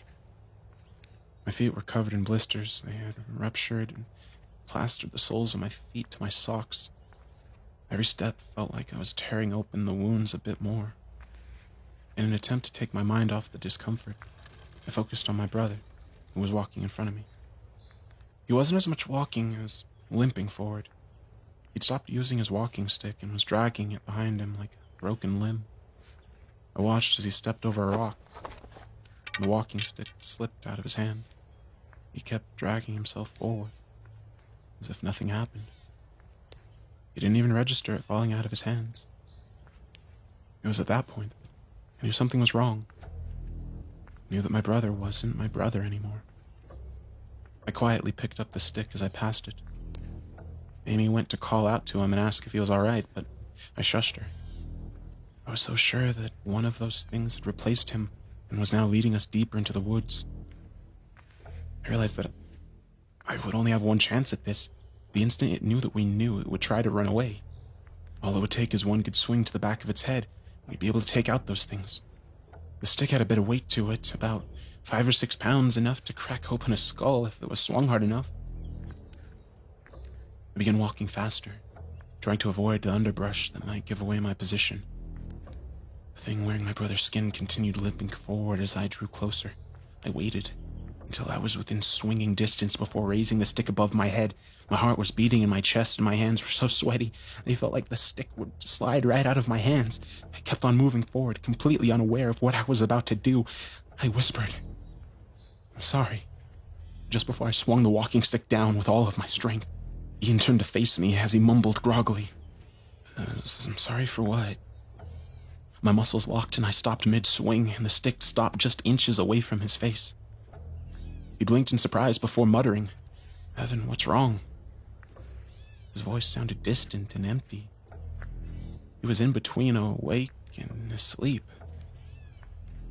It was then that I knew the extent of his condition. He was pale and looked like the slightest breeze would blow him over. He wasn't one of those things. He was delirious from dehydration, sleep deprivation, and starvation. The walking stick fell out of my hand and bounced on the ground next to us. I dropped my tongue across my lips and felt like I was licking sandpaper. I whimpered, "Jesus, Ian, I thought you were one of those things. I almost... Oh, God, I'm so sorry." He didn't react to my apology. He just turned around, continued walking in the direction we were going in. Amy just watched everything unfold, numbly, before she started following him. Oliver shook his head sadly, but didn't look any better. His eyes were glazed, his lips were cracked and red from rubbing at them. I watched my brother shambling forward. It reminded me of One of those voodoo movies where someone is put into a trance and forced to walk until they die from exhaustion. His mouth hung open. He moved like he was being dragged along on puppet strings. I picked up the walking stick and began to follow them. I wondered how much longer he had left, and what any of us could do if he just fell over and stopped walking. I wondered how much longer any of us had. I don't know how long we walked. Everything melted together in a muddled malaise at the time. I remember losing my footing, tripping a few times, but I barely felt it. The third time, I didn't even realize I was lying on the ground until Jessica stepped on me as she was passing by. There was no apology. She was too far gone to recognize what she had stepped on. I dragged myself to my feet and felt lightheaded, but continued putting one foot in front of the other. The fifth time I fell, I wondered if it would have been better for me just to lie down and wait to die. An excited yap behind me from one of those things drove me to my feet. It wasn't until we bumped into a sign for Little Bear Canyon that I realized how close we were to salvation. The post for Little Bear Canyon also had a branching sign that pointed in the direction of TJ Corral, which was only a few miles from where we started at the Gila Cliff Dwellings if we walked along Route 15. Ian was heading in the right direction and we were almost home free. In my excitement, I began calling to the others to let them know that the end was near. I looked around and shouted, "Jessica, Ian, Oliver, Heather, Amy, I know where we need to..." And the words died in my lips. I counted the names. I realized it wasn't over yet. And the others kept moving as if they hadn't heard me talking. The imposters shuffled alongside us, and for once, it was easy to identify them. I don't know whether or not they had let down their guard after seeing our conditions, but this one was obvious. She moved slowly, but her movements didn't convey her exhaustion. Everyone else was sweating and looked like the walking dead, but she was fine. I waited for her to get close enough to follow the trail the others were going down, before I raised Ian's walking stick and growled, "Turn around right fucking now! I can see you!" She turned around slowly. I felt my heart skip a beat. She looked almost exactly like Jessica, except for a brown tinge to her hair. She could have been her twin. I knew what it was planning before it even opened its mouth and asked, "What are you doing, Evan?" "Don't call me that," I winced. "What are you rambling about? Please move out of the way. We're almost safe from those things." "I know what you are." Heather turned white at the realization. She began speaking quickly. No, I'm not one of those things, Evan. Please, Evan, you have to remember, there were 6 of us. Those things want us to think that there are only 5 so that they can take one of us out without the others caring. Those things don't want us all. They only want the weakest one. Please, let's go before they catch..." "Shut up!" I snapped. I raised my walking stick in my hand and brandished it at her. "Think about it, Evan. Do I move like one of those things? Do I speak like them? That should be enough proof that I'm human." No. Ian's my brother. Jessica's his girlfriend. No, I'm your girlfriend. I sat on your lap on the car ride. Please don't kill me, please. Evan, I love you. Don't you remember? Evan, I love you. I lowered the stick that was in my hand as the memories bombarded me.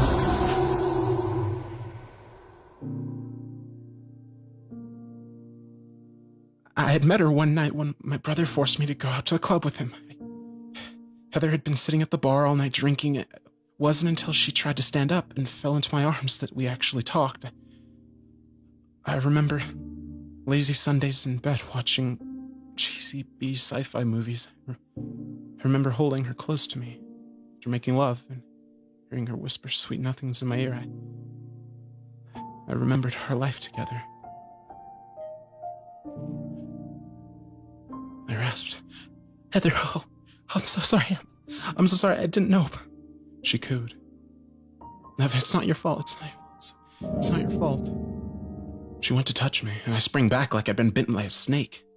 The instant I heard those words, I knocked.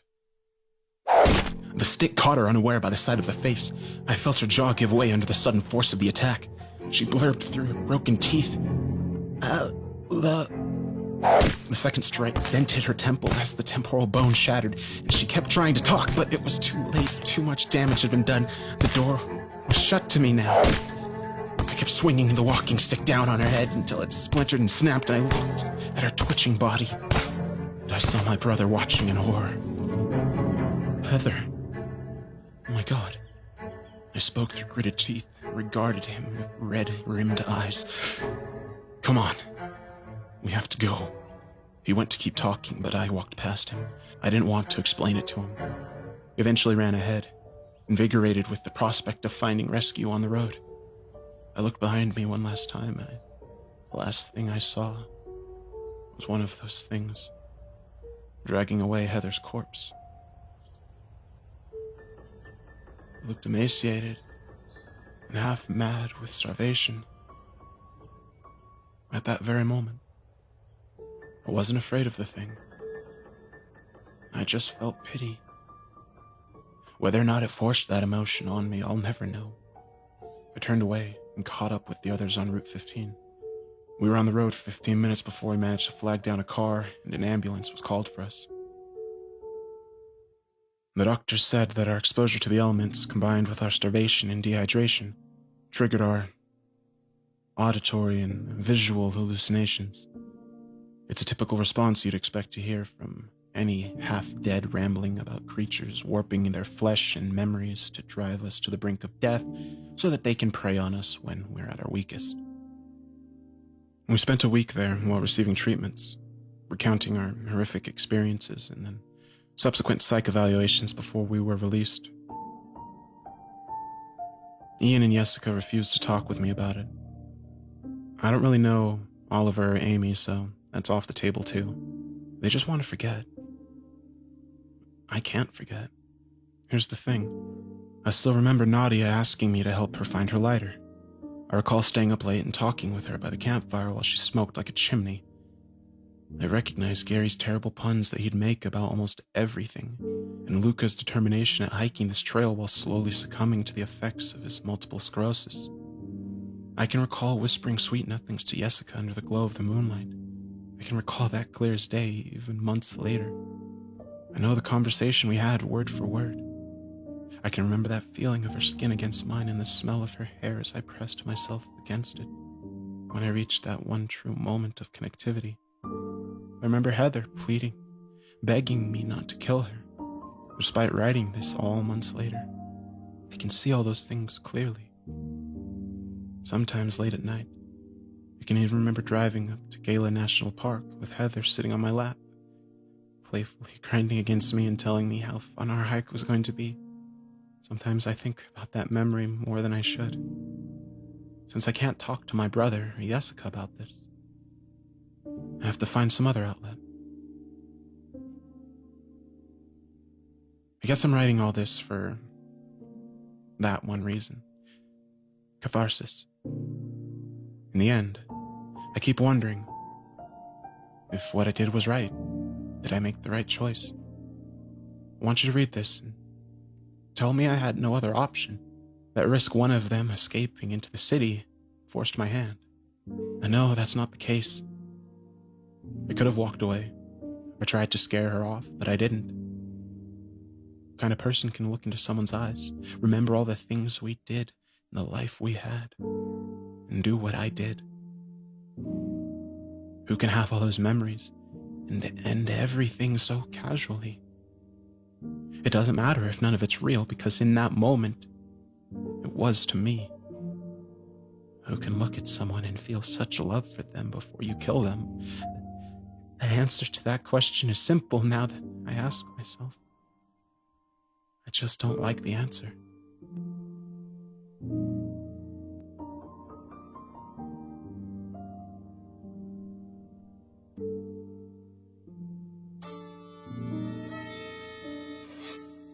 Among the court of the Stag King, I can still see him. The image is clawed into the back of my mind. His name, I cannot remember most nights. But tonight, I remember it clearly. I remember who he was before they took him, before I let them take him. His face, pale as a corpse, his eyes like hellfire. I remember who he was. His hair was once blonde. His eyes were as crisp as the clearest emerald. That was before his corruption. His name, if I remember right, was Robert Erler. He still calls to me. When I lie awake at night, I can hear his voice echo from the woods where we used to play. Some nights I foolishly light my lantern and step onto my porch. The dark, ominous woods that surround my home are always enveloped in shadow and mystery. As a child, I often wondered what lurked out there. But now, in my old age, I know what horrors await. Most nights, when I do muster the courage to face Robert, do I see him, standing on the edge of the forest. The light on the moon dances on his mort flesh. The shadows of the woods seep from the edges of his hellfire eyes. It is as if he still lived, when I know better. He always says the same thing when I see him. He waves his hand in the air as if to beckon me. His voice, the original I do not remember, is always corrupted, hollow, and false when he says, "Come now, I want to show you something. Come now, I want you to see what I've seen." Most nights I step inside. Most nights I ignore my long-dead friend. But some nights I gain the courage to say to him, "I've seen it. I saw what happened. I need not see it again." Then why did you take me? He becomes enraged. His body convulses and shakes. The shadows of the night flow from his mouth as if it were a poison he wished to spew at me. Why did you lead me there? Why did you take me? I was a boy, friend. A boy. "And I was a boy too," I say, shutting the door behind me. He screams after that. He screams throughout the night, trying to bring me back out. I know what he wants. Justice. Every night I feel pain and sorrow and immense guilt for the death of poor Robert Erler. Yet, by morning I often forget. I forget my dead friend, aged and withered in the most unnatural way, standing and calling me to my reckoning. I lived a full life without him. I hate to say that, but it's true. I'd seen things that he could only imagine. He never would. I don't know what the dead see. But something told me that Erler was not dead, nor was he living. I often thought him a figure of my imagination, but I know better. I've learned from my past mistakes, and when the dead give warning, the living should heed. Robert was my best friend as a child. My only friend, really. We were thick as thieves, running around our small territory town. We'd get into all sorts of trouble together. We were young and full of life. Most days we would run in the woods together, safe from the war that raged in faraway states. His father had passed, as had mine, amongst the thousands of others in the carnage. That grew us closer. He really, honestly, was my best friend. In death, though, I don't think he remembers. For I, in my old age, find it difficult to recall moments of my past. Some are better left forgotten. Still, we played in the woodland that surrounded my family home. We would pretend to hunt most days. We tracked a legendary beast within our minds, one that Robert had heard of from his mother. He told me the story of the great white stag. That, on most days, was our objective. Neither of us believed in such a story. Robert's mother was a strange woman. She often spoke of her husband visiting her in her dreams, calling to her to see a great city of some kind.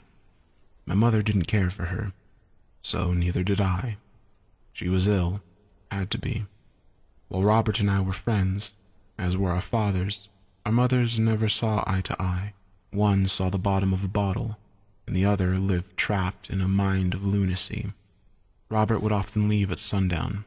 His mother always wanted him home by supper, saying that his father would be there soon. She didn't like him being in the woods, for she feared she would pay a heavier price. That is what she said. I found it strange, as did Robert, but he was adamant that she just grieved differently than others. When Robert would plead to stay out, she would tell him of the horrors of the forest, something his father told her. I didn't believe her. Neither did Robert, but still, he wanted to keep his mother's good graces. How foolish we were. One night in particular, Robert returned home after we went out on our imaginary hunt. I, wanting to continue to avoid my fatherless life, continued to play. I cradled a stick in my arms as if it were a musket. I marched through the woods in search of the great white stag. We foolish boys chased an imaginary creature. It was a goal that we would never achieve, but yet we tried, day after day in our imaginations, trying to catch the stag. Maybe, I told myself, I would have had a better chance of catching the beast if I were alone, so I continued my trek deeper into the forest. The sun was setting. I remember that clear as day. The darkness around the trees began to grow. The forest floor, littered with decaying leaves and twigs, rustled with the evening winds as they began to pour over the hills. I was alone, isolated. That was when I saw it. The great white stag. I, at first, thought it was a trick of the eyes. It leered at me from behind a massive oak. The tree itself appeared strange. It was tall, taller than any of the other trees. Its bark was dark, too, almost as if it were scorched in some fire. The stag peered at me from around its base. I could not see its body, only its head. Its fur was as white as snow. Its eyes glistened with a deep red. Its antlers were tall, mighty, and majestic. I dropped my stick in excitement. I honestly thought it to be my imagination. I thought that maybe I was hungry and that I must have been hallucinating. I reached down for my stick in a panic and grabbed hold of it. I slung it over my shoulder, as a foolish child would, as if I were to shoot the beast. The deer stared at me, not moving. Hell, I couldn't even tell if it were breathing. That is when I heard them. Thousands of them. Flies swarmed around the stag. Some entered its nostrils. Others danced on its open red eyes. The mouth of the stag hung open and its tongue dangled slightly out of a gap. The flies clung to it. I panicked, realizing that I stared at a dead animal, a dead dream. Then the majestic beast spoke in a raspy, gravelly voice. Do not fear me, boy. Its mouth did not move. Its eyes did not move. The dead stag just stared at me and spoke. Where is the other? The other? The other boy who hunts me. It is close to dark, I stuttered out. I, while staring into the face of a dead creature, felt a fear that I never thought I'd feel. Yet a strange wave of happiness and joy overtook me. I stared into something that only I thought of as a legend. The stag said, The only time to catch the Stag King is at dusk. I smirked. I did not know that. Most do not, which makes you very wise now. I liked the Stag King's compliment. He continued. It is close to dark, but can you get him? I'm sorry? I asked. The other boy, can you fetch him? I, the great white Stag King, wish to show him my court. Your court? All great kings hold a court. I don't know, Like Arthur. he said. Do you like King Arthur? I nodded. My father used to read me those old stories. They reminded me of him. Just like King Arthur has his round table, I, the great Stag King, hold a court. Would you like to see it? I nodded. Then go. Fetch your friend. Come back. I did my king's bidding. I dropped my stick and ran as fast as I could to the edge of town, where the Earlers resided. Their home, much like my current residence, was a small two-bedroom shack with cheap, flimsy wood that appeared as if it would cave in on itself at any moment. When I reached Robert's home, it was pitch dark. My mother wouldn't worry. She was too busy trying to make a wage without my father around. I dashed to my friend's window but felt too scared to knock. I feared that his mother would hear, so I stood on the edge of the forest and tossed a rock at his window. It lightly scratched the pane, and soon I saw him peer out. He smirked at the sight of me and quickly exited his home. His mother must have been sleeping, and he must have just woken. He wore his pajamas and decided to enter the darkness without a lantern. He stepped onto the porch leaping down into the tall, uncut grass. He stared, confused, until I beckoned him with a wave of my hand. He ran to me, quickly, eagerly. Never had I ever come to visit him in the middle of the night. He must have known that the news I brought was urgent. As he appeared, he whispered, "What is it? What's going on?"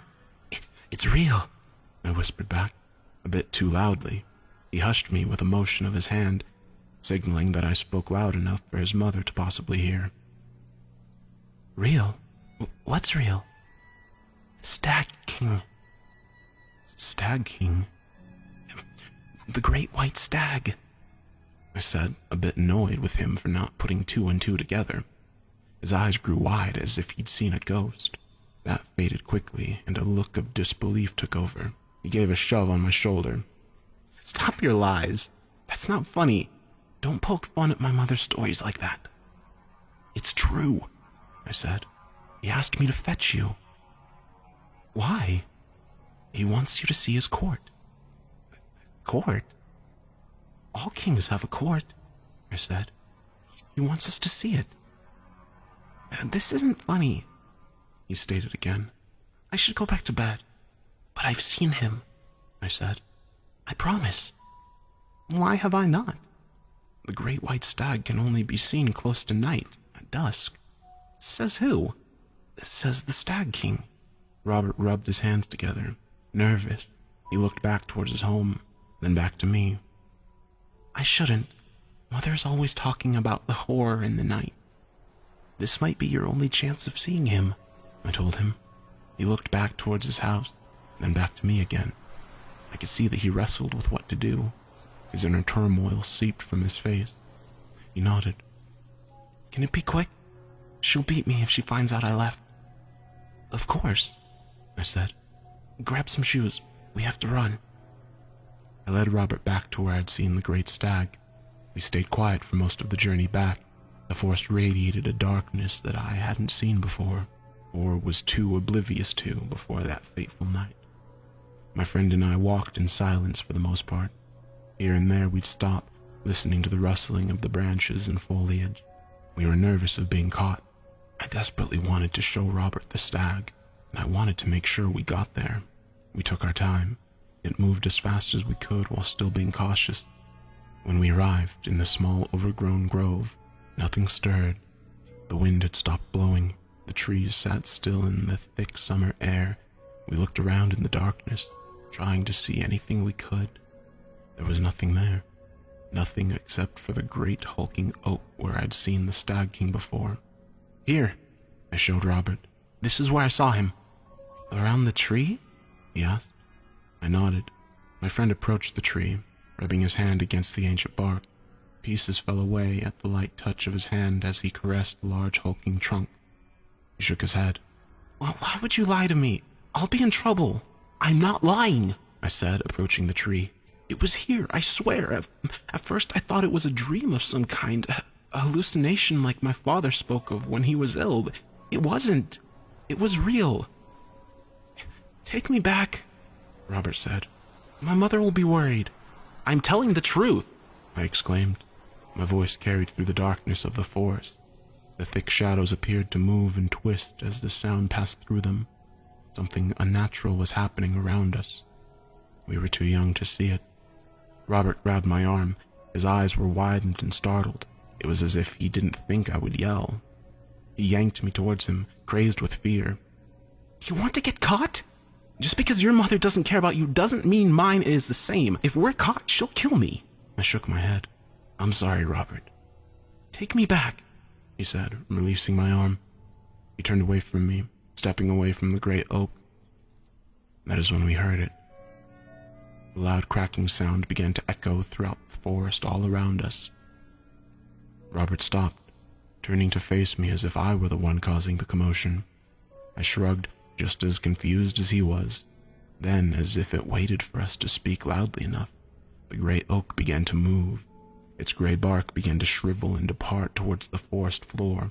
The base of it swayed as if it were living. It began to move inward and outward with a slight pulse as if it were breathing, as if life itself crept back into the dead husk. Then the bark peeled back and something began to emerge from the center of the tree. At first it appeared to be more branches tangled and gnarled with one another.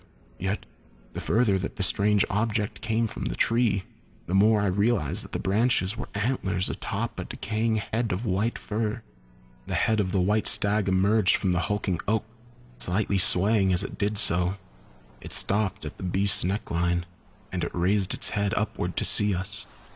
Those eyes, those deep red eyes, leaked an oozing black substance that flowed upwards into the darkness of the night.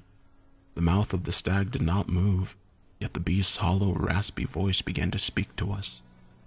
Your friend speaks the truth, boy. Robert, my brave friend, moved a step forward while I took a step back. He eyed the glowing mort fur of the stag king and the crown of antlers that sat atop its head. In the dead of night, an image of an eye could be seen where the bones began to intertwine with one another. What are you? My friend asked. Why, I am the Stag King. You've been hunting me for so long, haven't you? Robert couldn't believe what he stared at. Neither could I. I'd seen the stag before, but not like this. I hadn't seen it in the dead of night. I hadn't seen it in its domain. I didn't like it. My heart raced, my body became drenched with a thick sweat as I stared into those deep, haunting eyes. I took another step back, knowing that I shouldn't have been there. I knew that I shouldn't have brought Robert, but there we were, face to face with the great Stag King. I am the mightiest of kings, the Stag King said. And I have the greatest of courts. We're pleased to meet you, Robert said with a nod. He glanced to me quickly, then back to the Stag King. But it's very late. We must be on our way. No. I am sorry, Robert said, taking a step backwards. He moved closer towards me in doing so. You cannot leave, for we have not discussed why I called you here. Robert turned his back, motioning me with his hand that we should leave. I nodded. I turned as well, and in an instant the forest felt as if it had shifted, and the great oak with the white stag protruding from its trunk stared down at us. It blocked our path. There would be no way out. We could not leave, not unless the great Stag King willed it. Do not test me. We didn't speak. You have hunted the white stag for many months. Did you tell him something you shouldn't have?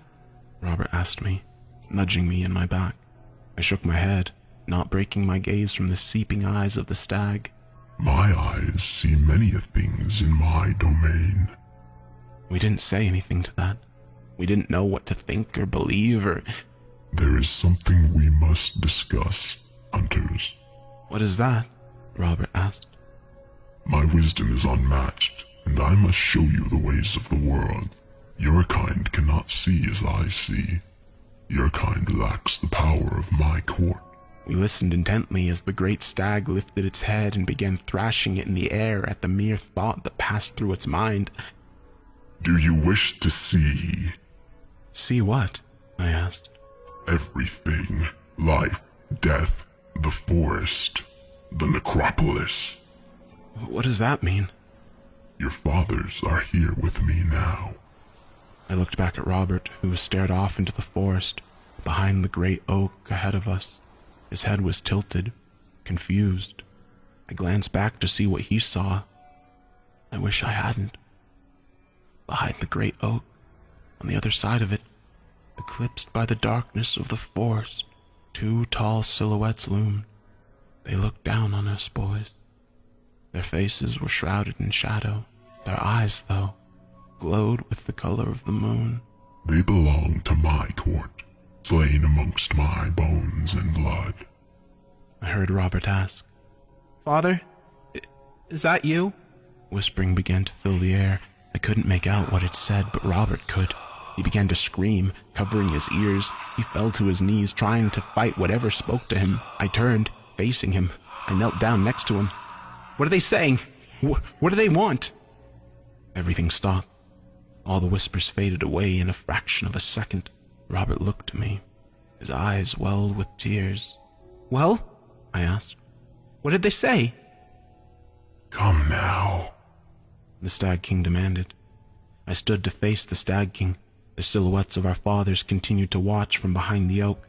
They swayed in the darkness as if they were reeds in murky water. In the moment, I felt as if it were the bravest I had ever been in my whole life. I approached the tree, reaching my hand out as if it were going to touch the great Stag King. Just as my hand was about to pet the dried, decaying nose of the beast, it let out a loud, haunting squeal, rearing its head upwards towards the sky. Not you, boy. The other. I turned to face Robert. He sat on his knees, staring at the great tree. His hands fell into his laps, his eyes watered with tears of massive fear. He stammered out, "What?" I thank you for bringing him to me, and for that, you will be rewarded. I looked back to the Stag King. You cannot take him. You cannot take my only friend." I am your only friend, young hunter. I am the only friend that you will need. "Please," I begged, "do not take him." He is mine to claim. His father calls for him. Can you not hear him? I couldn't. I didn't know what he was talking about. For your great deed, you shall be rewarded. Do not deny me, boy. When I call for you to see my court, you come. "Please," I whimpered. "Please do not take him." Evade me, boy, and you receive my justice when I call. Come. I stared into those seeping eyes. I could not break my gaze. Then the stag lowered its head, showing me its gnarled crown of antlers and branches. It spoke again. Leave. Now. I took a step back, moving towards Robert. I looked down at him. He stared at me with wide eyes in bewilderment. Please, don't go. I have to," I whispered. Tears flowed from my eyes. There's nothing I can do. Take me with you," he said, trying to stand. As he did so, roots of the massive tree sprung from the ground with a massive force. They wrapped around my friend, forcing him back to his kneeling position. They grabbed a hold of him so tightly the blood began to dampen his clothing on his arms and his legs. The branches moved away from me, with my friend still in their clutches, sliding him towards the tree. Go. I began to run. I dashed off into the forest, the fastest I'd ever ran in my life. I heard Robert scream, and I looked back to see. The trunk of the great tree had opened like a flower in spring. Inside, though, sat a pool of swelling darkness and muck. Atop it, though, floated the body of a pale, nude man.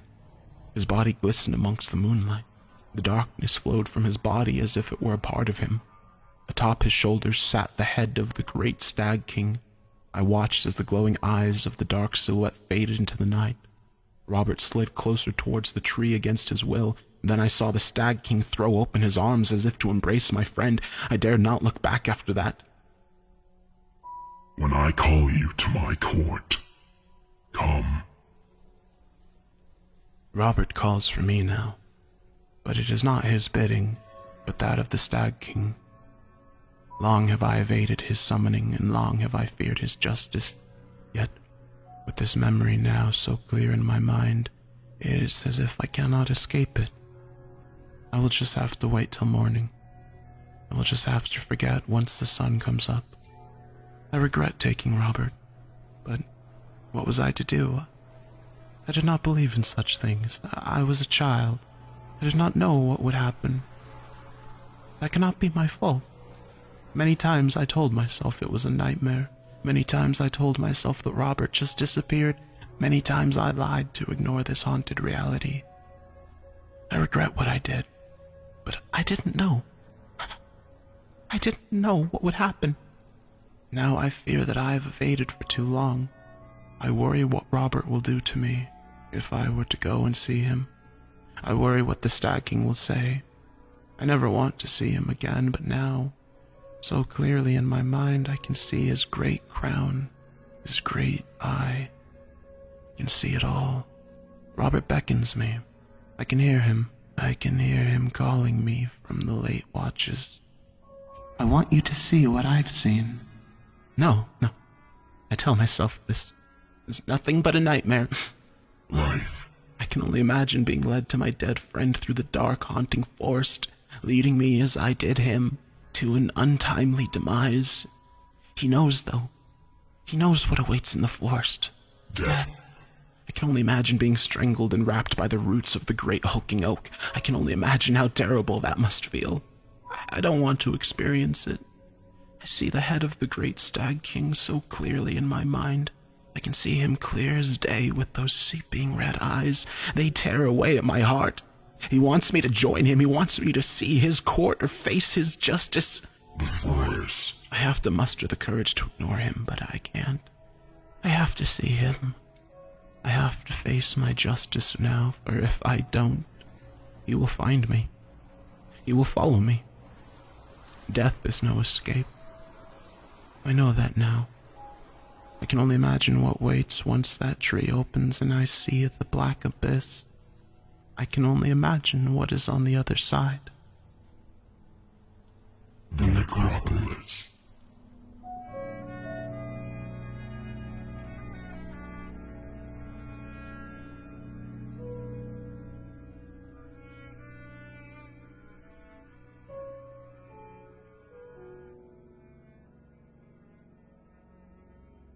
I hope you enjoyed these stories and the music that I composed for them. If you'd like to hear more, make sure to subscribe to the channel and select the notification icon. And leave a comment letting me know which story was your favorite and which stories you'd like to hear in the future. With that said, have a good night.